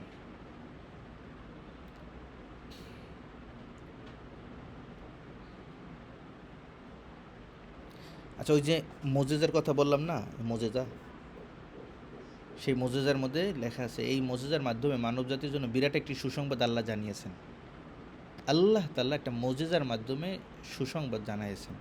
মোজেজা তো নবীদের কাছে আসে, নবীদের মাধ্যমে আল্লাহ তাআলা মোজেজা করেন। এটা তার থেকে সে কীভাবে হলো? সে কি আল্লাহর কোনো মনোনীত ব্যক্তি? তো তারা এখানে বলবে সে আল্লাহর মনোনীত ব্যক্তি, সামনে দেখবেন। দেখেন তা হলো সে মোজেজা কি হিজবুত তাওহীদ হক সত্য, এর ইমাম আল্লাহর মনোনীত। দেখছেন এই যে এর ইমাম আল্লাহর মনোনীত, এবং এই হিজবুত তাওহীদের মাধ্যমে সারা পৃথিবীতে আল্লাহ তার সত্য দিন প্রতিষ্ঠা করবেন ইনশাআল্লাহ। তার সত্য দিন আল্লাহ হিজবুত তাওহীদ পৃথিবীতে সৃষ্টি। তাহলে সত্য দিন আল্লাহ মুহাম্মদ সাল্লাল্লাহু আলাইহি ওয়াসাল্লামের পরে এত বড় ব্যক্তিত্ব বাইজিদ খান পন্নী যারে দিয়ে প্রতিষ্ঠা করবেন, এই ব্যাপারে রাসূলুল্লাহ তো কিছুই বলে গেলেন না। ওই যে একটা হাদিস দেখায়, বললাম না যে দেখাইলাম, এটা একটা হাদিস মার্কাজুদ দাওয়ায়, ওই যে ওখান থেকে ওয়েবসাইট, এখানে বই থেকেও আমি দেখাইতে পারবো, সামনে মার্ক করা আছে। এগুলো দেখেন, তাকে আল্লাহর মনোনীত একজন ব্যক্তি হিসেবে মনে করেন, তার ইমামকে। ইমাম কি? এর ইমাম আল্লাহর মনোনীত। এই যে ইমাম মানে ইমামুজ্জামান পন্নী সাহেব, সে নাকি আল্লাহর মনোনীত। এটা তাদের বড় একটা কুফরি আকীদা। ঠিক আছে? আর এই হিজবুত তাওহীদ হক এবং সত্য, এবং সারা পৃথিবীতে আল্লাহ তাআলা সত্য দিন প্রতিষ্ঠা করবেন ইনশাআল্লাহ, সত্য দিন প্রতিষ্ঠা করবেন। তাহলে আমরা যে দিনটা আছে সেটা কি মিথ্যা? সে তো বারবারই বললো সে এই দিন মিথ্যা। আসেন এবার সামনে আমরা যাই আরও। দুনিয়াময় ইসলামের নামে যে ধর্ম চালু আছে সেটা আল্লাহর ইসলাম নয়, আল্লাহ রাসূলের ইসলাম নয়, বরং এটি বিপরীতমুখী একটি ধর্মবিশ্বাস। তাহলে কি বলেন? তাহলে আমাদেরটা হচ্ছে বিপরীতমুখী, এটা আল্লাহ রসুলের ইসলাম না। তাদের ইমাম যেটা বলে গেছে সেইটা হচ্ছে একমাত্র সত্য, এই কথা আল্লাহ মোজেজার মাধ্যমে ইমামকে জানাইছেন। সে ডাইরেক্ট বইলে যেত যে আল্লাহ আমারে কইছে ফেরেশতার মাধ্যমে আমি নবী, এটা সে বইলে যেত। সে এত মোজেজা শব্দটা এখানে লাগাইলো কেন? তাহলেই তো হয়ে যেত তার মানে তার যে বন্ডামের আরও স্পষ্ট মুখোশ। যাই হোক, তাহলে আমরা যে ইসলামে আসি আমরা কাফের, আমরা মুশরিক, এটা তো আগে থেকেই দেখাইলাম।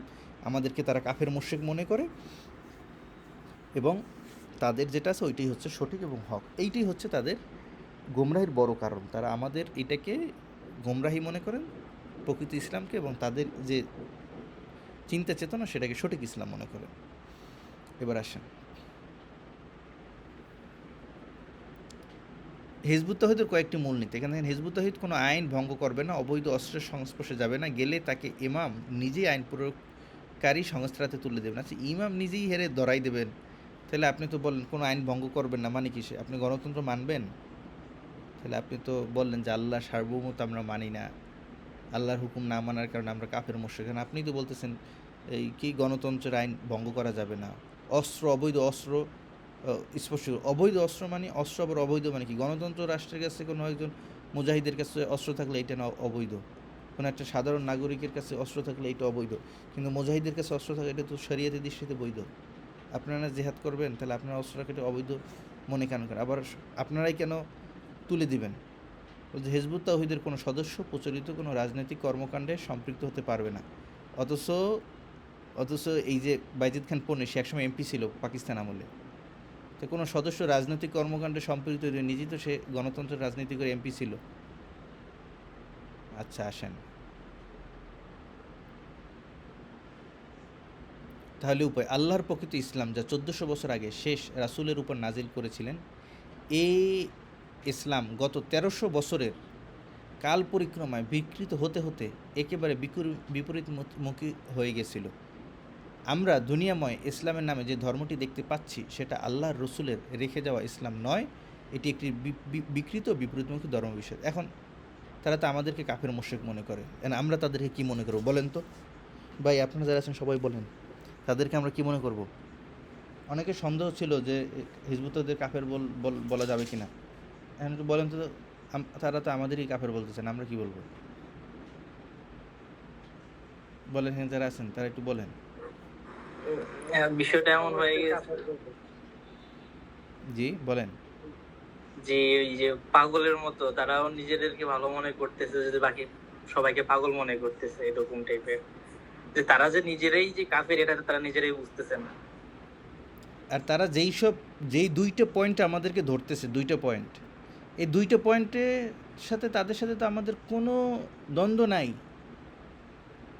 তারা ওইখানে বলতেছে আমরা একাডেমিকভাবে তাওহীদে হাকিমিয়া প্রতিষ্ঠার জন্য সমালোচনা করি, আবার ওইখানে গিয়া বলতেছে যে আমরা জেহাদের ক্ষেত্রে 5টা শর্ত আছে, ওগুলো সামনে না, এই জন্য করি না। তাহলে আমাদেরকে এই দুইটা করি না কারণ কাফের কেন বলেন? সামনে দাঁড়ান আরও দেখাচ্ছি, আসেন। তাহলে এরপর দেখেন, আপনি হিজবুত তাওহীদ যদি হইতে চান, আপনি মনে করেন যে একটা চরমনাই হবেন, একটা ফর্ম পূরণ করলেন, চরমনাই হয়ে গেলেন, চরমনার সদস্য, ঠিক আছে? বা আপনি ফর্ম পূরণ করাও লাগবে না, আপনি পিসাবের হাতে মুরিদ হইলেন, আপনি চরমনার মুরিদ, ঠিক আছে? কিন্তু হিজবুত তাওহীদের কাছে এরকম গেলে হবে না। হিজবুত তাওহীদ আপনার হওয়ার জন্য আপনাকে যেটা করতে হবে, আগে এই ইসলাম থেকে বের হইতে হবে। প্রচলিত যে ইসলাম এতদিন পালন করছেন সেটা থেকে বের হইতে হবে। বের হওয়ার পরে তাদেরটাই ঢুকতে হবে, এটাই তাদের এখানে কিতাবে লেখা আছে। তা আপনি কী থেকে বের হইলেন? কী থেকে বের হইলেন? এই ইসলাম থেকে বের হয়ে গেলে তো আপনি খারেজ, ইসলাম থেকে নাই, মুরতাদ। দেখাচ্ছি আপনাকে সামনে। আচ্ছা, মানব জাতিকে এই অবস্থা থেকে উদ্ধার করার সমাধান আল্লাহ হিজবুত তাওহীদের কাছেই দিয়েছেন। তাই এই মহাসত্যকে যারা গ্রহণ করবে না তাদের মুক্তির উপায় নেই, আমরা জাহান্নামী। দেখেন কি লাগছে, যে এই মহাসত্যকে যারা গ্রহণ করবে না তাদের মুক্তির উপায় না, আমাদের কোনো মুক্তির উপায় নেই, আমাদের গ্রহণ করতে হবে। বাইজিদ খান পন্নী আইসে মানে আমরা সবাই বিপদে পড়ে গেছি, ঠিক আছে? এখন যদি তাদেরকে আরও ধরেন, আরও ধরতে পারবেন যে ভাই জেহাদে একদমই যেটা, এটা তো গাজার মুসলমানরা করলো কদিন আগে, তারা তো হিজবুত তাওহীদের দলে অংশগ্রহণ করে না, তাহলে তারা তো জেহাদে একদমই করছে, এবং তারা সেখানে তো তাওহীদে হাকিমিয়া প্রতিষ্ঠা করার জন্য তাদের এই লড়াই। তাহলে তাদেরকে কি আপনারা মোমেন বলবেন?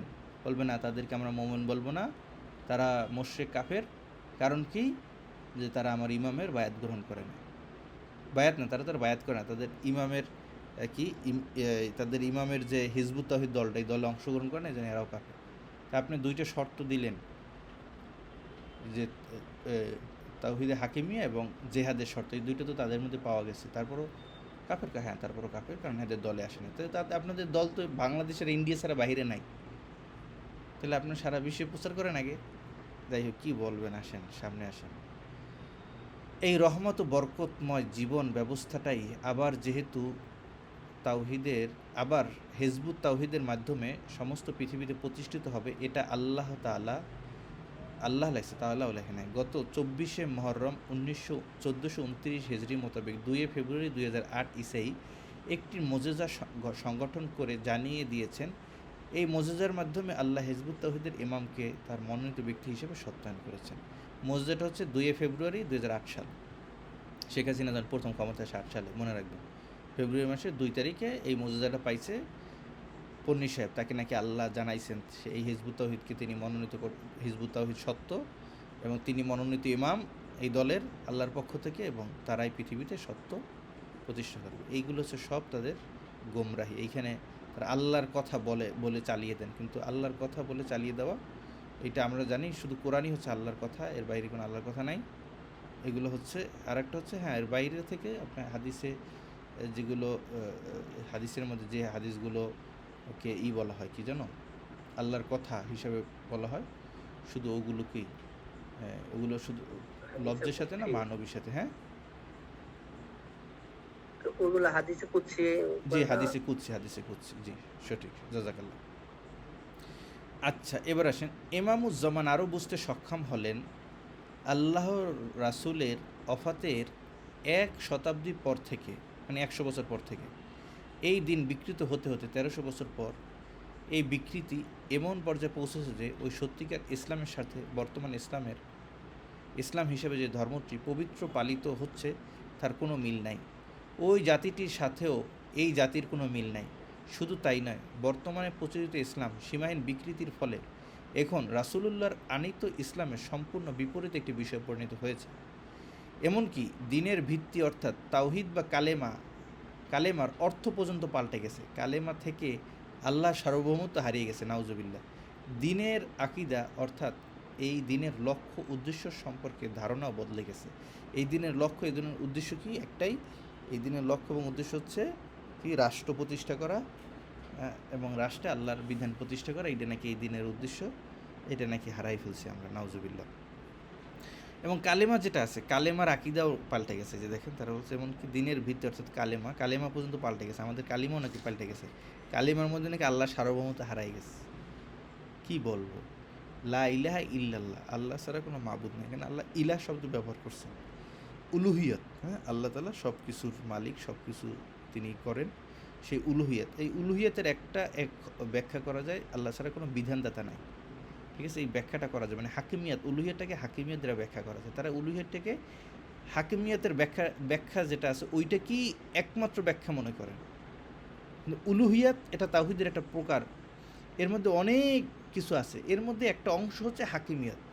কিন্তু তারা উলুহিয়াতের মধ্যে লা ইলাহা, এই যে উলুহিয়াত, ইলাহ শব্দ থেকে হলো উলুহিয়াত, তাওহীদে উলুহিয়ার মধ্যে আপনার মনে করেন যে তাওহীদে উলুহিয়ার মধ্যে সব কিছু আছে।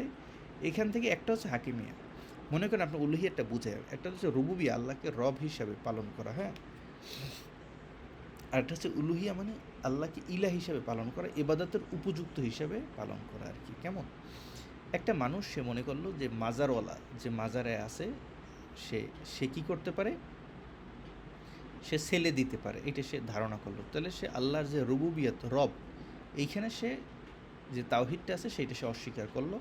সে মনে করলো আল্লাহ ছাড়া এই মাজারওয়ালা দিতে পারে, সে কিছুই করে না, মাজারে যে কিছুই করে না, এটা হলো সে মনে মনে ধারণা করলো। তাহলে সে রব হিসাবে, রুবুবিয়ত হিসাবে ছেলে সন্তানের দেওয়ার মালিক আল্লাহ ছিল, এই জায়গায় সে ভুল করলো। এরপরে যখন দেখলো যে না ঠিকই, মাজারে গিয়ে তদবির আনার পরে তার স্ত্রীকে 3 দিন ওই মাজারে রাখার পরে একটা সন্তান হয়ে গেছে। এখন ওই লোক তো পুরো ওই মনে করেন স্ত্রী তো সব কিছু খুলে বলে না, ঠিক আছে, এখন মনে করেন যে ওই লোক এখন মাজারের ভক্ত হয়ে গেছে, এবার মাজারে গিয়ে সেজদা করতেছে এবং ওনাকেই ইবাদতের উপযুক্ত মনে করতেছে, যে না ওনাকেও ইবাদত করা যায়, সম্মান করা যায়। এখন সে তাওহীদে উলুহিয়া, ইলাহ হিসেবে সে আল্লাহর সাথে আরেকজনকে সে শরীক করলো। যে ইবাদত বন্দিগি যা আছে সর্বক্ষেত্রে ইবাদত বন্দিগির জন্য আমরা আল্লাহকেই, আল্লাহর আদিষ্ট বিধানকে আমরা মানবো, সেখানেও সে ভুল করলো। কেমন এই উলুহিয়াত হিসাবে আল্লাহর যতগুলো সিফাত আছে সবগুলোকে এখানে ফিট করা যায়। সেখানের মধ্যে একটা হচ্ছে হাকিমি, আল্লাহ কিছু আদেশ করছেন আমাদেরকে, সামাজিকভাবে কীভাবে চলবে এটা একটা আদেশ করছেন, রাষ্ট্রীয়ভাবে কীভাবে চলবে এটা আদেশ করছেন, এই আদেশকে ছেড়ে দেওয়া। তারা এই ইলাহ থেকে শুধু হাকিমিয়াতটাই উদ্দেশ্য নেয়, আর যে বাকিগুলো আল্লাহর যে গুণাবলীগুলো আছে এগুলোকে যে এটার সাথে সম্পৃক্ত করা যায় সেটাকে তারা মানেন না। এই হচ্ছে ওনাদের একটা, মানে এই কালিমার ক্ষেত্রে ওনারা যে অপব্যাখ্যাটা করেন আর কি। কেমন এবার আসেন এই জায়গাটা, আসেন এমন সব মিথ্যা কথা তার নামে প্রচার করলো যেগুলো কেবল ভিত্তিহীনই নয়, নিতান্ত হাস্যকর অপ্রাসঙ্গিক। আচ্ছা, এইটা হলো হিজবুত তাওহীদের ব্যাপারে আলেম সমাজ নাকি বিভিন্ন অপপ্রচার করছে। যেমন তিনি ইহুদি খ্রিস্টানদের থেকে টাকা পান, তিনিও তার অনুসারীরা পূর্ব দিকে ফিরে সালাত কায়েম করেন, নামাজ করেন, মৃত্যু দেহকে কালো কাফন পরান এবং বসিয়ে দাফন করেন ইত্যাদি। এমন কি এর চাইতেও জঘন্য মিথ্যাচার তারা চালাতে থাকে। আচ্ছা, এই কিতাবটা কিন্তু অনেক আগের লেখা। এইখানে এই 3টে কথা লেখা আছে, ঠিক আছে? কি দেখেন, যে ইহুদি খ্রিস্টান থেকে টাকা পান, পূর্ব দিকে ফিরে নামাজ পড়েন, তারপরে কালো কাপড়ে দাফন কাফন করেন এবং বসিয়ে দাফন করেন। এইটা হচ্ছে তাদের একটা ফেক প্রশ্ন। ফেক প্রশ্ন মানে বানানো একটা কথা আর কি। হ্যাঁ, দেখবেন এই যে সেলিম আছে, সেলিমের ওইখানে মানুষের প্রশ্ন করে, ওইখানে আপনি ইউটিউবে লিখবেন এক যুবকের প্রশ্ন, হিজবুত তাওহীদের ইমাম সেলিম, তখন ওইখানে এক যুবক দ্বারাই প্রশ্ন করে, আপনারা নাকি ইহুদি খ্রিস্টান থেকে টাকা পান, আপনারা নাকি পূর্ব দিক করে নামাজ পড়েন, আপনারা নাকি কালো কাপড় পরে কাফন দেন, আপনারা নাকি বসিয়ে দাফন করেন। ঠিক দেখবেন এই প্রশ্নটাই ওনারা, এইটা যেরকম এইখানে মিথ্যা সাজাইছে একটা ঘটনা, ঠিক বর্তমানেও এগুলো করতেছে। এই দান্দাবাজিগুলো তারা বর্তমানেও করে। আমি ওই লিঙ্কটা বের করে দেখাইতাম, এখন সময় নাই দেখে দেখাইতে পারতেছি না। তারা এই ধান্দাবাজিগুলো এখনও করতেছে। এগুলো একজনকে দাঁড়া করায় প্রশ্ন করায়, কিছু লোকের তো প্রশ্ন করে রিয়েল প্রশ্ন, কিছু প্রশ্ন আছে তাদের একটা 52টি প্রশ্ন, এর মধ্যে এটি একটা 52টি প্রশ্ন। আচ্ছা, সে যে খাকসার আন্দোলন এনায়েতুল্লাহ মাসিকির সাথে ছিল, এইটা এই যে দেখেন, এই আমি একটু দেখাই তার জীবনী। এইখানে হচ্ছে তার জীবনী। তার জীবনের মধ্যে তার বিশেষ অর্জন আছে। ব্রিটিশ বিরোধী আন্দোলন, তিনি তেহরিকে খাকসার পূর্ব বাংলার কমান্ডার ছিলেন। দেখছেন, এই যে খাকসার যে আন্দোলন ছিল, তেহরিকে খাকসার এনায়েতুল্লাহ মাসিকির, সেটার কমান্ডার ছিল এবং বিশেষ দায়িত্ব পালনের জন্য সালার এ খাস হিন্দ পদবিযুক্ত বিশেষ কমান্ডার নির্বাচিত হন। সে ওখানে একটা ভালো একটা পদবিতে ছিল। তাহলে সে যে এনায়েতুল্লাহ মাসিকি থেকে প্রভাবিত, এই কথায় কোনো মানে অস্পষ্টতা নাই, এবং সেই দলের কমান্ডার পর্যন্ত সে ছিল। যাই হোক, এরপর সে যে ওই যে মন্ত্রী ছিল, এটাও এইখানেই তার জীবনের মধ্যে আছে। সে একটা সময় রাজনীতি করছে। এই যে রাজনীতি দেখেন, পূর্ব পাকিস্তান প্রাদেশিক আইন পরিষদের সদস্য এমপি নির্বাচিত হন 1963 থেকে 65। উনি 63 থেকে 65 নিজেই তো এই প্রচলিত যে গণতন্ত্র আইনের এমপি ছিল, তাই এখন আবার তার সদস্যদেরকে এমপি মানে গণতন্ত্র করতে নিষেধ করে কেন? কেমন, নিজে তো সারা জীবন এগুলোই করছে। আচ্ছা, এবার আমরা আসি, এখান থেকে বের হই। আচ্ছা, এবার আমরা আসি হিজবুত তাওহীদের ইমামের আর একটা বই নিয়ে। আপনাদের অনেক রাত হয়ে গেছে, ছেড়ে দেবো, হয়তো 5 মিনিট একটু নেব, দুঃখিত। দেখেন, এই যে বাইজিদ খান একটা ইসলামের প্রকৃত সালা, এইটাই আলোচনা করি। হ্যাঁ, তারা এখানে এই একটা করে মোমেন কি, মোমেনের একটা সংজ্ঞা দেয়, বুঝছেন? সেখানে মোমেনের সংখ্যা হলো যারা আল্লাহর বিধানকে মানে, আল্লাহর হুকুমকে মানে এবং দুনিয়াতে আল্লাহর দিন প্রতিষ্ঠার জন্য জিহাদ করে। এরকম কোনো একটা আয়াতকে তারা নিয়ে এসে বলে যে মোমেন হইতে হলে 2টা জিনিস লাগবে। একটা হচ্ছে তাওহীদ বিশ্বাস করতে হবে এবং জিহাদ করতে হবে। সুতরাং এই 2টা যেহেতু এখনকার মানুষের মধ্যে পাওয়া যায় না, সুতরাং সবাই হচ্ছে কাফের তো দেখাই দিলাম তাদের কিতাব থেকে। এবার সিরাতুল মুস্তাকিম নিয়েও তাদের কথাবার্তা দেখেন। শয়তান নাকি আল্লাহর সাথে যে চ্যালেঞ্জ করছিল, যে এখানে বলার প্রয়োজন নেই সিরাতুল মুস্তাকিম কি। দেখা যাচ্ছে আল্লাহর সাথে ইবলিসের চ্যালেঞ্জটি সালাহ, সাওম, হজ, জাকাত বা চুরি ডাকাতি, বেবিচার, খুন নিয়ে নয়। চ্যালেঞ্জটি ছিল সিরাতুল মুস্তাকিম নিয়ে। সিরাতুল মুস্তাকিম নিয়ে নাকি আল্লাহর সাথে নাকি শয়তানের চ্যালেঞ্জ ছিল।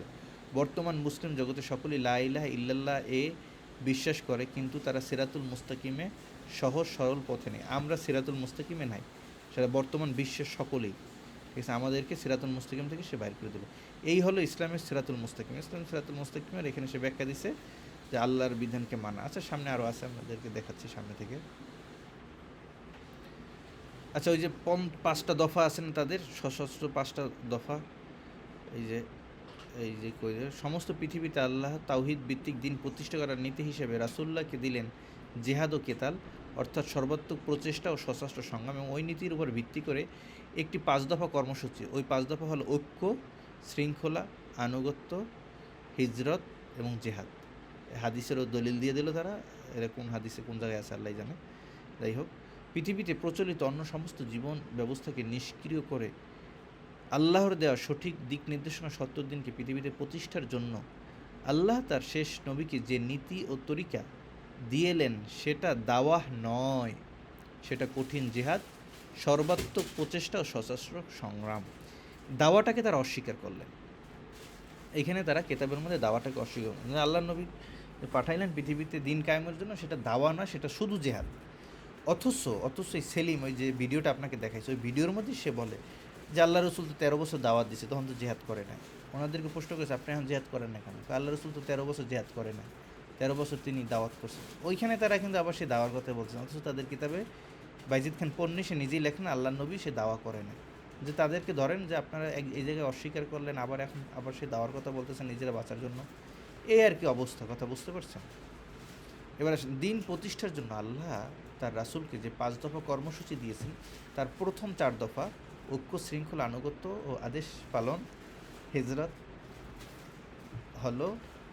হেজরত হলো জেহাদ করার প্রস্তুতি, এবং 5ম দফা হচ্ছে জেহাদ বা সংগ্রাম। হ্যাঁ, প্রথম 4 দফা ছাড়া যুদ্ধ করা যাবে না। দেখছেন, প্রথম 4 দফা ছাড়া যুদ্ধ করা যাবে না। এটা সবচেয়ে মজা হইতো, ওনারা যে মোমেনের তারিফটা দিচ্ছে, ওইটা যদি বই থেকে আপনাদেরকে দেখাইতাম তাহলে আরেকটু সুবিধা হতো, আপনারা মজা পাইতেন। যে আমাদেরকে কাফের বানাই দিল, আমরা আল্লাহর বিধান মানি না এবং জিহাদ করি না, এই জন্য এখন তো আপনার শর্ত লাগাইলেন এখানে। এবং তাদের উদ্দেশ্য যে জেহাদ একদমই, সেটাও আমি আপনাদেরকে দেখাচ্ছি। আচ্ছা, এবার আসেন, ইসলাম প্রতিষ্ঠার যুগে পরবর্তীতে ওই সশস্ত্র সংগ্রাম ছেড়ে দেওয়ার পর জেহাদ কেতালকে আত্মরক্ষামূলক বলে প্রচার চালানো হয়, তাও গৃহীত হয়। মানে জেহাদে দেফাই যেটা আছে, মানে মানুষকে বোঝানো হয় না কি জেহাদ বলতে জেহাদে দেফাই। শুধু তাই নয়, এমনকি বর্তমানে এই জাতির কাছে ওইটা, মানে জেহাদে একদমইটা কোনো প্রয়োজনীয় কাজ নয় বলেই বিশ্বাস করানো হয়। এটা নাকি বিশ্বাস করানো হয়, আমি জানি না। আমরা তো সবাই জেহাদে একদমের কথা বলি, জুনায়েদ বাবুনগরী সাহেব জেহাদে একদমের কথা সারা জীবন বইলে গেছেন। হুজুরের একটা রেকর্ডও আমার ইউটিউব চ্যানেলে আছে, ক্লাসের রেকর্ড। সবাই বলছেন, কে বলেন না জেহাদে একদমের কথা? বদরের যুদ্ধ আসলেই তো সবাই জেহাদে একদমের কথা বলে। অনেক সময় অনেক আলেম গণতন্ত্রের আলোচনা বেশি করতে গিয়া ফসকে বলে ফেলেন, হ্যাঁ, সেটা ভিন্ন কথা, কিন্তু এটা তো কেউ অস্বীকার তো আর করেন না জেহাদে ইকদামিকে। আল্লাহর দুটো কথা আছে, যে প্রথমটি কঠিন শাস্তি দেবেন, দ্বিতীয়টি এই জাতিকে ত্যাগ করে অন্য জাতিকে প্রতিষ্ঠা করবেন, অর্থাৎ তাদের হাতে কর্তৃত্ব দেবেন। দুটো শাস্তি প্রমাণ করে যে জেহাদ ত্যাগ করলে আর মোমেন থাকা যায় না, কারণ প্রথমটি কঠিন শাস্তি আল্লাহ কখনো মোমেনকে দেবে না। জেহাদ ত্যাগ করলে নাকি মোমেন থাকা যায় না। জেহাদ কই ত্যাগ করলাম? জেহাদের তো আমাদের শুরুতেই পাওয়া যায় না। সেখানে তাদের যেটা কথা, যে জেহাদ ত্যাগ করলে, জেহাদকে অস্বীকার করলে মোমেন থাকা যায় না। মানে জেহাদের থেকে কেউ যদি আপনি বিরোধীও থাকে, তাহলে কীভাবে তাকে আপনি ইসলাম থেকে বের করে দেবেন? এবার আসেন, এ কাজ কেমনে করে, কি প্রক্রিয়ায় তার রাসূল করবেন, তাও তিনি তাকে জানিয়ে দিলেন। এই কাজের নীতি হিসাবে তিনি নির্দিষ্ট করে দিলেন, ইনিয়ে বিনিয়ে অনুরোধ করে নয়। মানে ইনিয়ে বিনিয়ে অনুরোধ করে নয়, মানে যে আপনি দাওয়াটাকে একটু টিটকারি করলো। এই দিক নির্দেশনা ও সত্য দিন যে অনন্য জীবন ব্যবস্থা চেয়ে উৎকৃষ্ট, একথা প্রমাণ করার চেষ্টা করে নয়, মিটিং মিছিল করে নয়, নির্বাচন করে নয়, দেয়ালে প্রচারপত্র সেটে নয়, স্লোগান দিয়ে নয়, যুক্তিতর্ক করে নয়, তাবলিগ প্রচার করে নয়, জেহাদ ও কেতাল ও সংগ্রাম ও সশস্ত্র সংগ্রাম করে। মানে জেহাদ কেতাল করেই এই দিন প্রচার করতে হবে। এছাড়া যতগুলো পন্থা আছে, কোনোগুলো পন্থাই ইসলামের গ্রহণযোগ্য না, এগুলো সব বাতিল, এগুলোর কোনো প্রয়োজনীয়তা নাই, এগুলো হচ্ছে ভুয়া। এইটা হলো তাদের দাবি। এখন দ্বিতীয় গুরুত্বপূর্ণ প্রশ্ন হচ্ছে, সশস্ত্র সংগ্রাম করে পৃথিবীতে আল্লাহর দেয়া দিক নির্দেশনা সত্য দিনকে প্রতিষ্ঠা করার মতো বিশাল কঠিন কাজের জন্য আল্লাহর হুকুমে তার রাসূল যে বাহিনী গঠন করলেন, যার নাম হলো উম্মতে মুহাম্মাদি, তার চরিত্র গঠন ও প্রশিক্ষণের জন্য কী ব্যবস্থা করা হলো? তাহলে এই যে যারা যুদ্ধ করবে তাদের জন্য কী ট্রেনিং দেওয়া হলো? তাহলে সেই প্রশিক্ষণ কোথায়? সেই মহাগুরুত্ব প্রশিক্ষণ হলো সালাহ। এই নামাজ হলো যুদ্ধের ট্রেনিং। এইটা এখন তারা বুঝাবে। হ্যাঁ, এরপর সুন্নাহকে তা টিটকারি করছে কীভাবে দেখেন। রাসূলুল্লাহর সুন্নাহ তার 10 বছরে 78টি যুদ্ধ থেকে বদলে হয়ে গেল দাড়ি রাখা, গোঁফ কাটা, মেসওয়াক করা, মিষ্টি খাওয়া, কুলুপ নেওয়া, খানকায় ঢুকে তাসবিহ জবাব, মোরাকাবা, মোশাহাদা করা ইত্যাদি। এইগুলোকে কটাক্ষ করলেন। সুন্নাহ, আল্লাহ নবী সবই তো সুন্নাহ, যা করছেন সবই সুন্নাহ। নামাজ, রোজা, হজ, যাকাত সবই সুন্নাহ। জিহাদও তো সুন্নাহ। হ্যাঁ, এটা হচ্ছে যদি আপনি আমভাবে বলেন, ঠিক আছে, সব সুন্নাহ। আবার ওগুলো ফরজও, ঠিক আছে। তো এখন এইখানে যে সুন্নতগুলো তিনি দেখাইলেন, ওইটা হলো এক ধরনের সুন্নাহ। এগুলো হচ্ছে যে সুন্নতের যে ভাগ করা হয়েছে, সেই ভাগের মধ্যে যে শরীর পরিভাষায় যে সুন্নত বলা হয়, যে মোজ ছোটো রাখা, মেসওয়াক করা, এগুলোকে নিয়ে আসা হয়েছে। এগুলো তো ফিকহি দৃষ্টিকোণ থেকে সুন্নাহ। আর ওইখানে যুদ্ধের যে সুন্নাহ এটা হচ্ছে আল্লাহ রসুলের জীবনের সকল কাজকে সুন্নাহ হিসেবে পেশ করা যায়, সেই সুন্নাহ, এটা তো ফেকি পরিবেশন। ওইটার সাথে এইটাকে প্যাচ লাগাই উনি গোলমাল করে ফেলছে। গোলমাল করে এখানে এই যে আল্লাহ নবী যে সুন্নতে আদি আছে এগুলোকে অস্বীকার করলেন বা এগুলোকে নিয়ে কটাক্ষ করলেন। এগুলোকে কটাক্ষ করলে ঈমান থাকে না। আর সালাতে সবাই একত্র হয়ে সোজা সালাত কেমনে পড়বেন, এটা সোজা লাইন করে দাঁড়িয়ে শরীর, মেরুদণ্ড, ঘাড় দৃঢ়ভাবে লোহার রডের মতো অনমনীয় রেখে নেতার আদেশে এর সঙ্গে সঙ্গে রুকু, সাজদা, সালাম ইত্যাদি করা। তারা নামাজের মধ্যে এটাই আনলো যে রডের মতো পিঠ নাকি সোজা রাখতে হবে। এই কথাটা এই পৃষ্ঠার মধ্যে মনে হয় এই কিতাবটার মধ্যে 20-30 বার লেখছে রডের মতো। মনে হয় যে আল্লাহ রসুল মনে হয় রডের মতো এই শব্দ ব্যবহার করছিলেন, এত বারবার বলছেন। ঠিক আছে, এই যে বলতেছে কিন্তু সালাতের প্রশিক্ষণ শুধু আমাদের যুদ্ধ শেখায় না, সালাত চারিত্রিক, দৈহিক, মানসিক, আত্মিক ও আধ্যাত্মিক বহু প্রকারের শিক্ষা দেয়। যদিও যুদ্ধের প্রশিক্ষণটাই প্রথম ও মুখ্য উদ্দেশ্য। তারা বলে করতে চান নামাজের প্রথম এবং নামাজের উদ্দেশ্য হচ্ছে যুদ্ধের প্রশিক্ষণ। আর অন্য যেগুলো আছে যে নামাজ পড়লে আল্লাহ তাআলা ইন্না সালাতা তানহা আনিল ফাহশাই ওয়াল মুনকার, এগুলো গৌণ, এগুলো কোনো বিষয় না। প্রথম হলো যুদ্ধ ট্রেনিং, এইটা হলো তাদের কথা, এটা তাদের ভুল আকিদা। হ্যাঁ, এবার আসেন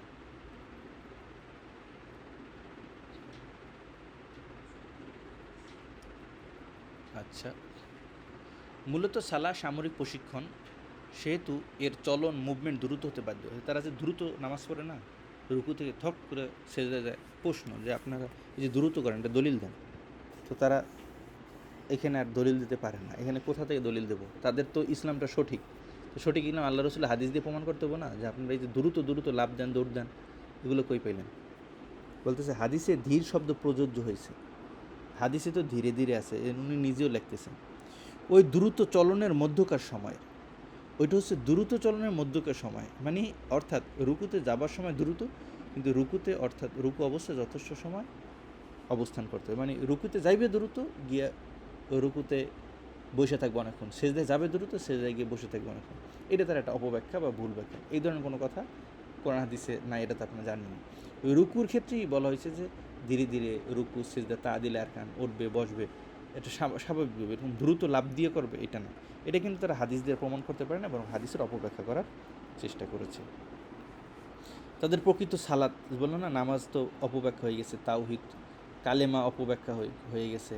সালাতে তাদের আলাদা আকিদা আছে, সালাতের আকিদা আছে, মানে নামাজের নাকি আলাদা আকিদা আছে তাদের। তারপর কালেমার তো আকিদা আছেই, আরও বিভিন্ন বিষয়, সবগুলোর আকিদা আছে তাদের আলাদা আলাদা। এগুলো লক্ষ্য করতে এবং সব ঠিকঠাক আছে নিশ্চিত হতে যতটা সময় লাগে, ততটা সময় দাঁড়িয়ে থাকার পর মুসল্লি দ্রুত গতিতে সেজদায় যাবে। ওই যে দ্রুত গতিতে সেজদা যাবে, সব দ্রুত গতিতে, সবগুলো বিষয় রাখবে, সেজদা থেকে দ্রুত গতিতে উঠবে আর কি। আচ্ছা, বর্তমানে বিকৃত ইসলাম যে সালাহ পড়া হয়, লক্ষ্য করলে দেখা যাবে যে তা ইসলামের প্রকৃত সালাহর ঠিক বিপরীত। বর্তমান মুসল্লিরা অতি ধীর গতিতে রুকু এবং সেজদায় যান, এবং রুকু হতে সোজা হয়ে দাঁড়ানোর পর সেজদায় যাওয়ার আগে এবং প্রথম সেজদা থেকে উঠে বসার পর দ্বিতীয় সেজদায় যাওয়ার আগে তারা কোনো সময় দেন না। অর্থাৎ বিশ্বনবী শেখানো ও তার নিজের কায়েম করা সালাতের ঠিক বিপরীত। আমাদেরটা হচ্ছে বিপরীত, আর অন্যরা যেটা করেন সেটা হচ্ছে সঠিক, কিন্তু প্রমাণ ঠিকই দিতে পারলেন না। আচ্ছা, এরপর আসেন আমরা যে নামাজের মধ্যে একটা জিনিস বলি যে সেটা হচ্ছে সিফাত। হ্যাঁ, যে নামাজের মধ্যে আল্লাহ রসুলকে যে প্রশ্ন করা হয়েছিল মাল এহসান, এহসান কী জিনিস, আমরা পড়ছিলাম যে আন্তা আবুদুল্লাহ কা আন্নাকা তারাহু, তুমি এমন নামাজ পড়ে যেন আল্লাহকে দেখতে পাইতেছ। এইটাকে তার কটূক্তি করতে হবে। হ্যাঁ, তো নামাজের মধ্যে এই ধরনের কোনো ধ্যান করা যাবে না যে আল্লাহকে দেখতে পাচ্ছি, যে আল্লাহ আমাকে দেখতে পাচ্ছে, এইটা করা যাবে না।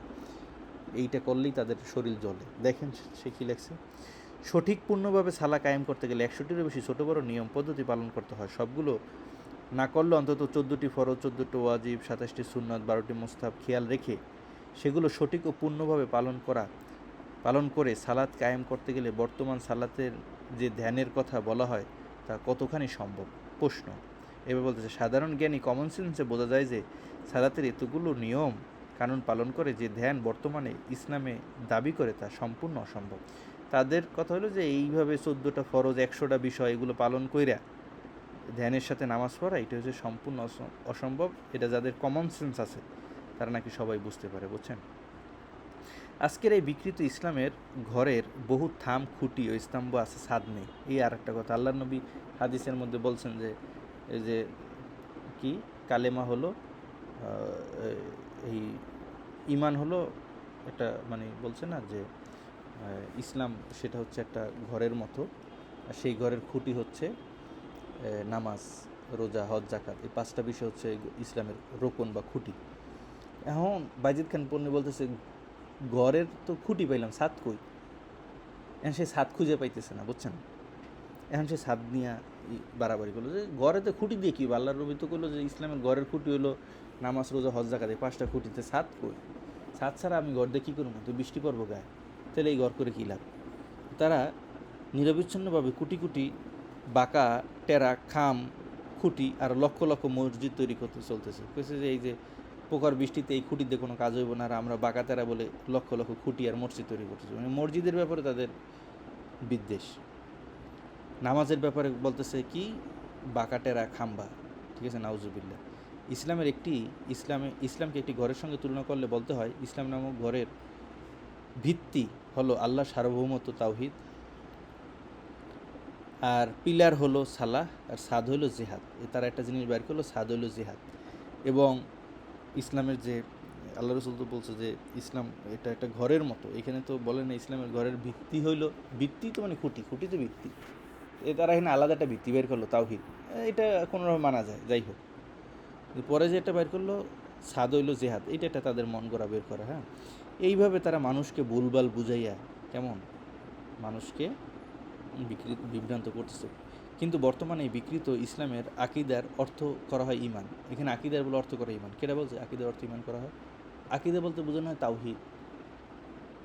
আমরা বলি ইমান, আর ইমানের আকিদা বিশ্বাস হচ্ছে তাওহীদ, আল্লাহ একত্ববাদকে স্বীকার করে। কিন্তু ওরা নিজেরাই ভুল বলবে, ভুল বইলে এইপরে আলোচনা করতে থাকবে, বলছে এটি ভুল। আকিদার প্রকৃত অর্থ উদ্দেশ্য হলো কোনো বিষয় সম্বন্ধে সঠিক ধারণা, ঠিক আছে। আকিদার সঠিক বিষয় হচ্ছে কোনো বিষয়ে সঠিক ধারণা, ঠিক আছে, এটা শাব্দিক অর্থ করে দিল। এইপরে সালাহ সম্বন্ধে সঠিক আকিদা কি? সালাহ সম্বন্ধে আকিদা আছে, আমরা তো এতদিন জানতাম যে আবার ইমান আকিদা, হ্যাঁ এতটুকুই। তাদের সালার আবার আকিদা আছে, সালার আকিদা কি দেখি। কাজেই ওই সামরিক বাহিনীর প্রশিক্ষণের সালাহ আজ নুজ বাঁকা লাইনে, বাঁকা পিঠের মুসল্লি ও ইমামদের মরা সালাহ। আমাদের যে ইমামরা যে নামাজ পড়ায়, এখানে মুসল্লিরা যে বুড়া মানুষ আছে, একটু পিঠ বাঁকা টাকা থাকে, এদের নামাজটাকে বলছে মরা সালা। এই নামাজটা নাকি মৃত্যু, এটাকে টিটকারি করে বললো। প্রশ্ন হচ্ছে সালাতে আল্লাহকে ধ্যান করে যদি উদ্দেশ্য হয়ে থাকে, তবে আল্লাহ সালাতের প্রক্রিয়া নিয়মকরণ এমন করে দিলেন কেন যাতে ধ্যান করা অসম্ভব? আল্লাহ ধ্যান করা অসম্ভব, আবার আল্লাহ এখানে নিয়ম করে দিলেন আল্লাহকে ধ্যান করতে হবে না। আমাদের সালাতে পরে 114টি নিয়ম পদ্ধতির প্রতি লক্ষ্য রেখে সেগুলো যথাযথ পালন করে ওই খুশুখুশুর সাথে ধ্যানের সাথে সালাদ সম্পাদন করা যে অসম্ভব, তা সাধারণ জ্ঞানী কমন সেন্সে বোঝা যায়। মানে মোট কথা হলে 114টা নিয়ম যা আছে এগুলা মানা যাবে না, এগুলা মেনে খুশুখুশুর সাথে নামাজ পালন করা এটা অসম্ভব। কিন্তু ওনার পিসেব না তো, ওনাদের ইমামুজ্জামান যেটা বলছে পিঠ রডের মতো রাখতে হবে, লাফ দিয়ে দৌড় দিয়ে সেজে যেতে হবে, এইটা পালন করতে কোনো সমস্যা নাই। সালাতে মন থাকবে বিনয়ী নম্র, আর দেহ থাকবে কি লোহার রডের মতো। এই লোহার রড উনি যে এটা কই পাইল, লোহার রড হাদিস দিয়ে প্রমাণ করে যে আল্লাহ নবী অনেকে পিঠ সোজা করে দিয়েছে, এটার উদ্দেশ্য লোহার রড। আচ্ছা, এই দুই মিলিয়ে হবে ইসলামের প্রকৃত সালাহ। ইসলামের প্রকৃত সালাহটা কি এইটা বলে আজকে শেষ করে আর আলোচনা করব না। ইসলামের সালাতে মন থাকবে বিনয়ী নম্র অনুগত, আর দেহ থাকবে লোহার রডের মতো দৃঢ়। রুকুতে সেজদায় যেও পিঠ, ঘাড়, হাত, পা থাকবে সোজা, শক্ত, বিচলন, গতি হবে দ্রুত। এই যে একটা পদ্ধতি ওনারা বললেন, এই দুইটা মিলেই হচ্ছে ইসলামের প্রকৃত সালাত। এই সালাতে এটা হলো তাদের প্রকৃত সালাত, যেটা একটু আগে বললেন আর কি। এইসব হচ্ছে তাদের এই হচ্ছে ইসলামের প্রকৃত সালাত, সে তো বললামই। এগুলো হচ্ছে তাদের এই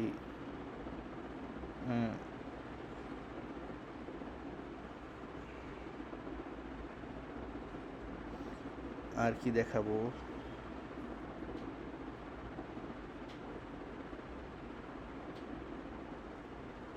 আচ্ছা যাক, এই পর্যন্তই রইল। তাহলে আজকের অনেক আলোচনা করলাম, অনেক রাত্র হয়ে গেল, আপনারা আমাদের সাথে ছিলেন, আপনাদেরকে ধন্যবাদ জানাচ্ছি। তো তাদের আজকের মূল বিষয়টা আমি দেখানোর চেষ্টা করছি যে তারা আমাদেরকে কিভাবে রদ করেন এবং তাদের রদের মূল বিষয়টা কি, এবং সেই বিষয়ে কিন্তু তারা নিজেরাও তাদেরকে যদি ভালোভাবে ধরেন আটকে আছে, তারা নিজেরাও সেই বিষয়গুলো জায়গায় যেটা বলি কি পারতেছে না, কিন্তু তারা কিন্তু ঠিকই আমাদেরকে কাফের মুশরিক বলতেছে।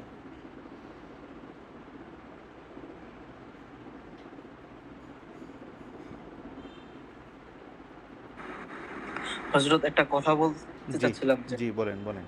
যে দীর্ঘ সময় তো আলোচনা হয়েছে, তো এখন হচ্ছে যে আমরা যদি কখনো হিজবুত তাওহীদের কোনো সদস্য বা কারোর সাথে কথা বলতে যাই বা তাদেরকে কোনোভাবে তাদের সাথে মুখোমুখি হই, সেক্ষেত্রে আমরা তাদেরকে কোন কথা দ্বারা মানে সংক্ষেপে প্রতিহত করতে পারি, এই বিষয় নিয়ে ছোট্ট ছোট্ট আলোচনা করতেন। জি শুক্রিয়া। তাদের তো মূল বিষয়টা তো আপনাদেরকে দেখাইলাম। তাদের মূল বিষয়টা হচ্ছে তারা আমাদেরকে মুসলমান মনে করেন না। এইটা হচ্ছে একটা বড় কথা। তাদের বইতে লেখা দেখলেন কেন, এখানে মোমেনের একটা সংজ্ঞা দিয়েছে। মোমেনের সংজ্ঞাটা আমি আজকে খুঁজে বের করে দেখাইতে পারলাম না, খারাপ লাগতেছে, এটা কোন জায়গায় যেন রয়ে গেল। মোমেনের সংজ্ঞাটা যেটা তারা দিচ্ছে, দিয়ে আমাদেরকে মোমেন মানেন না, এইটা হচ্ছে একটা কথা। তারা কেন আমাদেরকে মোমেন মানবেন না? আমরা কি আল্লাহর হাকিমিয়তকে মানি না? আমরা কি জেহাদকে অস্বীকার করছি? তাহলে ওনারা কেন আমাদেরকে মোমেন মানবেন? এটা হলো প্রথম কথা, ঠিক আছে? তারা যদি বলে না আপনাদেরকে তো আমরা মোমেন মানি, এটা তারা মৌখিকভাবে বলে ফেললো, তখন আপনাকে কিতাব দিয়ে দেখা যাবে আপনার মুখের কথা কোনো এখানে কাজ নেই।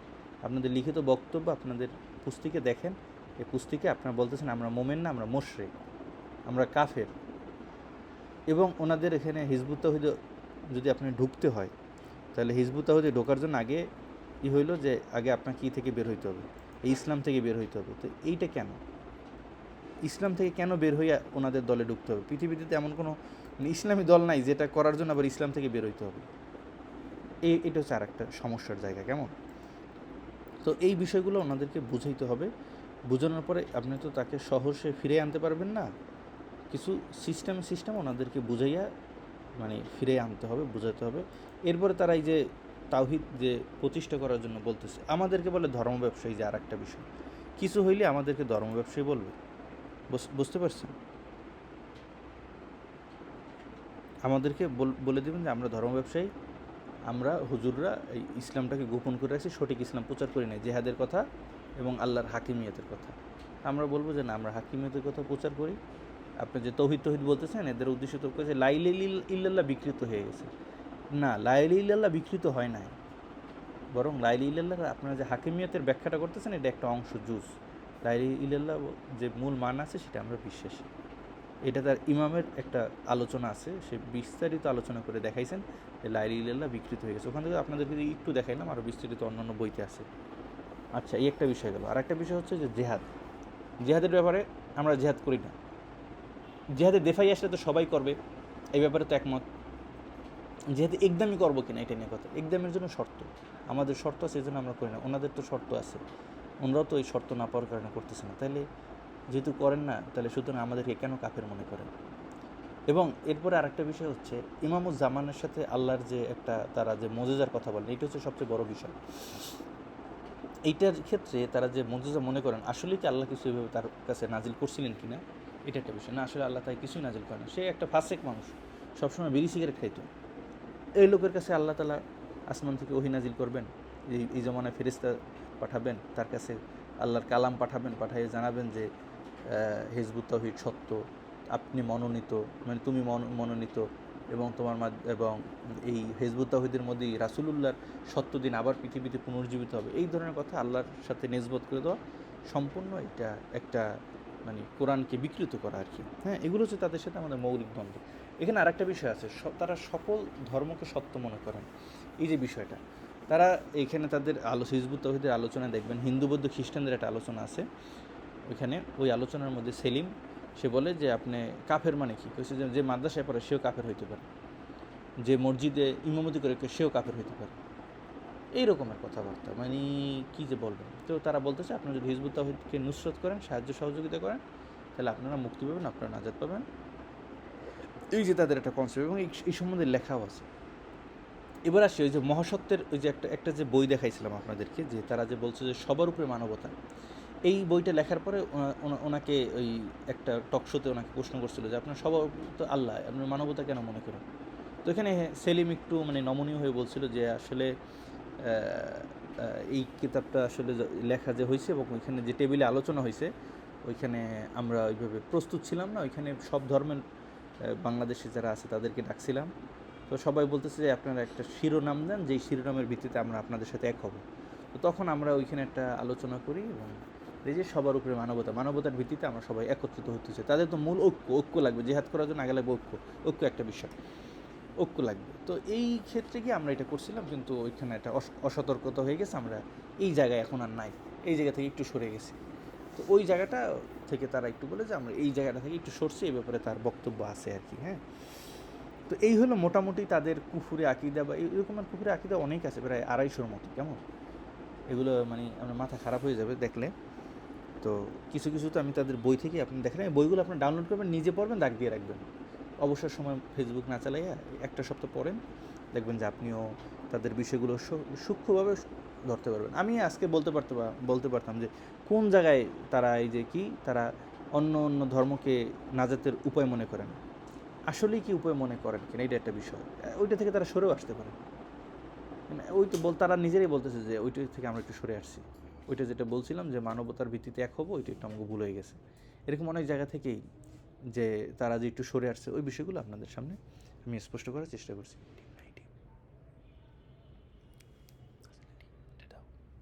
জি, আশা করি বিষয়টা বুঝতে পারছেন। অনেক লম্বা হয়ে গেল। জি, যদি কোনো ফায়দা হয়ে থাকে তো আলহামদুলিল্লাহ, আর যদি না হয়ে থাকে তাহলে এতক্ষণ ধৈর্য ধরে আমাদের সাথে ছিলেন, এই জন্য জাযাকাল্লাহ। জি, আপনাদের আর কারো কি কোনো প্রশ্ন আছে ভাই? আচ্ছা, ইবাদত নিয়েও তাদের একটা এই যে বিভ্রান্তি আছে। ইবাদত আমরা যেটা বুঝছেন, তারা ইবাদত আর একটাকে বুঝে দেন। ইবাদত হচ্ছে আল্লাহর খেলাফত করা, কিন্তু ভুল ক্রমে নামাজ, রোজা, হজ, যাকাত ইত্যাদিকে ইবাদত বলে মনে করা হচ্ছে। আমরা ইবাদত যেটাকে বুঝি এটাও নাকি ভুল আমাদের, অথচ তারা যে এইসব করতেছে কি বলবেন? তো এই হচ্ছে তাদের কথা। এগুলো তারা যদি নিরসন করে নেয় তো তাদের সাথে আমাদের আর কোনো দ্বিমত নেই। সেলিম আছে, সেলিম যদি চায় যে এইসব জায়গা যেগুলো ওলামায়ে কেরাম আপত্তি আছে এগুলো থেকে আমি বেরোয় আসবো, কোনো অসুবিধা নেই, হিজবুত তাওহীদ কালকে থেকে ভালো হয়ে যাবে, কিন্তু তারা বেরোয় আসবে না, কথা বুঝতে পারেন। আর সেলিম আর উল্টোভাবে চ্যালেঞ্জ করবে। তো ঠিক আছে, সব কিছু তো অল্প সময় দেখাইতে পারলাম না। এই যে পেয়েছি, দেখেন আমাদেরকে যে কাফের বলে, এটা একটু দেখেন। প্রকৃত মোমেন শুধু তারাই যারা আল্লাহ ও তার রাসূলকে বিশ্বাস করে, তারপর ঈমান আনার পর তাতে কোনো সন্দেহ করবে না এবং তাদের জান ও সম্পত্তি দিয়ে আল্লাহর পথে জিহাদ করে। সূরা হুজরাতের 15 নম্বর আয়াত। এইটি হচ্ছে তাদের মূল, ঠিক আছে, মোমেনকে এইটি হচ্ছে মূল। এই আয়াত দিয়ে তারা প্রমাণ করতে চায় আমরা হলো মোমেন না। কারণ এইখানে এই যে লেখা আছে আল্লাহ এবং রাসূলকে বিশ্বাস করে এবং তার উপর ঈমান আনার পর তাতে কোনো সন্দেহ করবে না। হ্যাঁ, আচ্ছা, এইখানে একটু দেখেন কি লেখছে। আল্লাহর দেয়া মোমেনের সংজ্ঞায় দুটি শর্ত দেওয়া হলো। প্রথম শর্ত হচ্ছে আল্লাহ ও রাসূলের উপর ঈমান, অর্থাৎ তাওহীদ, যার অর্থ হচ্ছে জীবনের সর্বাঙ্গনে, সেটা ব্যক্তিগত, পারিবারিক, সামাজিক, জাতীয় ও আন্তর্জাতিক জীবনে, আইন কানুন, দণ্ডবিধি, অর্থনীতি যাই হোক না কেন, যে বিষয়ে আল্লাহ তার রাসূলের কোনো বক্তব্য আছে, কোনো আদেশ নিষেধ আছে, সে বিষয়ে কাউকে না মানা। দ্বিতীয় শর্ত হলো ওই তাওহীদকে পৃথিবীতে প্রতিষ্ঠা করার জন্য জীবন ও সম্পদ দিয়ে আল্লাহর রাস্তায় জিহাদ করা। তাহলে আল্লাহর রাস্তায় জিহাদ এবং হলো ওই আল্লাহর রাসূল, আল্লাহর আইনকে মানা। বর্তমানে মুসলিম বলে পরিচিত জাতি এ দুটি শর্তের কোনো একটিও নেই। আমরা যারা মুসলিম আছি আমাদের মধ্যে কোনো একটাও নেই। হ্যাঁ, তাহলে প্রশ্ন হচ্ছে আল্লাহর দেয়া এই সংজ্ঞা মোতাবেক এই জাতি কি মোমেন? অবশ্যই নয়। তাহলে আমরা মোমেন না, আর মোমেন না হওয়ার অর্থ হলো মুশরিক, না হয় কাফের। আমরা মুশরিক এবং কাফের, এই জায়গা নিয়ে তাদের দ্বন্দ্ব। ভাই আপনারা আমাদের কাফের কেন মনে করেন? আমরা যদি কাফের হই, এই জিনিস তো সেম জিনিস আপনাদের মধ্যে আছে, তাহলে আপনারাও কাফের, এটা মানতে হবে। কারণ আপনারাও তো এখন সরকারি আইন মানতেছেন, আল্লাহর বিধানকে মানতেছেন না, আপনারাও তো এখন জিহাদ করতেছেন না, জিহাদে একদমই করতেছেন না। এই জিহাদ দ্বারা তোরা উদ্দেশ্য নিয়েছে জিহাদে একদমই, জিহাদে দেফাইয়ের ব্যাপারে না। আশা করি এই বিষয়টা দিতে পারলাম, মনটা একটু তৃপ্ত হলো, দেখাইতে পারলাম, অনেক সময় লেগে গেল।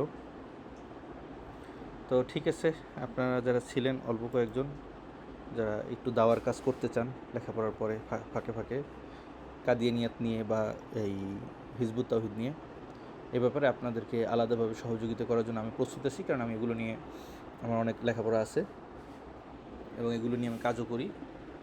হ্যাঁ, তারপরে এই কী যেন হিন্দু ধর্ম, খ্রিস্টান ধর্ম, এইসব বিষয় নিয়ে আপনাদের এই ব্যাপারে কোনো সহযোগিতা লাগলে আমাকে একটু নক দিবেন, যতটুকু পারি সহযোগিতা করার চেষ্টা করব। জি, আল্লাহ হাফেজ। সুবহানাল্লাহি ওয়া বিহামদিহি, সুবহানাকাল্লাহুম্মা ওয়া বিহামদিকা, আশহাদু আল্লা ইলাহা ইল্লা আনতা, আস্তাগফিরুকা ওয়া আতুবু ইলাইক। আপনাদের কি কারো কোনো প্রশ্ন আছে? অন্যথা এখানে শেষ করি। আজকের মহাজারাটা কেমন হলো, কেমন লাগলো, যদি একটু রিভিউ দিতেন ভালো লাগতো।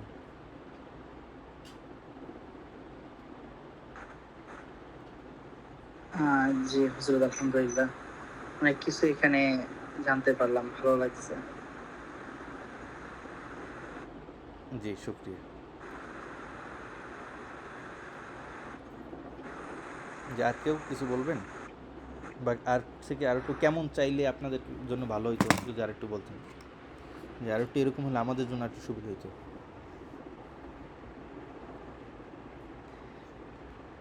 এইসব আলোচনার ক্ষেত্রে সবচেয়ে বড় বিষয় কি জানেন? এইসব এদের আলোচনায় গেলে সবচেয়ে বড় বিষয় হচ্ছে দুইটা জিনিস। একটা হচ্ছে আপনি কোন কিতাব থেকে হাওয়ালা দিচ্ছেন, এইটা একটা বিষয়। কিতাবটা কি তাদের কিতাব কিনা, তাদের প্রকাশনা থেকে ছাপানো কিতাব কিনা, এটা একটা বিষয়। যদি তাদের প্রকাশনা থেকে ছাপানো কিছু কিতাব হয়, তাহলে আপনি বহসে বা আলোচনায় আপনি 100% রাইটে আছেন। দ্বিতীয় আরেকটা বিষয় হচ্ছে পৃষ্ঠা নাম্বার। হাওয়ালা বললেন, এই যে এখন এই যে আলোচনায় আছে না, এই যে দেখুন বড় বড় বক্তারা যে আলোচনা করে যায় না, ওনারা একটা হিজবুত তাওহীদের জন্য একটা বই কিনবে 150 টাকা দিয়ে, আলোচনা করে দেয়। উনি বক্তা, ওনার মুখের জোর আছে, ওনার ভাষা আছে, উনি ফাটাই দিয়ে চলে যাবে, কিন্তু আপনি যে পৃষ্ঠা নাম্বার খুঁজে পাবেন না। পরে ওরা হাসাহাসি করে যে আমাদের যেগুলো বলতেছে এই কিতাবে এই পৃষ্ঠাই নেই, কিতাব 32 পৃষ্ঠা, হাওয়ালা দিয়েছে 64 পৃষ্ঠা বলছে। এই যেগুলো হচ্ছে সমস্যা। এই জন্য একেবারে যেটাকে বলে সায়েন্স, মানে প্রত্যেকটা জিনিসের সায়েন্স কী, মানে অথেন্টিক জায়গা, রিচার্জের জায়গা, গবেষণার জায়গা থেকে ওইটাকে বের করে নিয়ে আসা। আমরা যা দেখাইছি সব তাদের বই থেকে, তাদের ওয়েবসাইট থেকে, তাদের বই থেকে পৃষ্ঠা নাম্বার সহ আপনাদের কোন জায়গায় লেখা সব সহ দেখাইছি। এখানে কেউ বলতে পারবো না যে হুজুর এসে অস্বীকার করে ভুলভাল বুঝাইয়া চলে গেছে, আসলে হিজবুত তাওহীদ এগুলো কিছু নাই, আমাদের ব্যাপারে মিথ্যা বলা হয়েছে, এমন কিছু তারা বলতে পারবে না। আশা করি দাওয়ার কাজ করলে এইভাবে কাজ করবেন, একবার মূল সোর্স থেকে দেখাবেন, বইগুলো নিজেরা টাকা দিয়ে কিনবেন, সংগ্রহ করবেন, এভাবে কাজ করবেন। আল্লাহ তাআলা সকলকে তৌফিক দান করুক। ওয়া আখিরু দাওয়ানা আলহামদুলিল্লাহি রাব্বিল আলামিন। আমরা এখানে শেষ করছি। আল্লাহ হাফেজ। আসসালামু আলাইকুম ওয়া রাহমাতুল্লাহ। ওয়া আলাইকুম আসসালাম ওয়া রাহমাতুল্লাহ।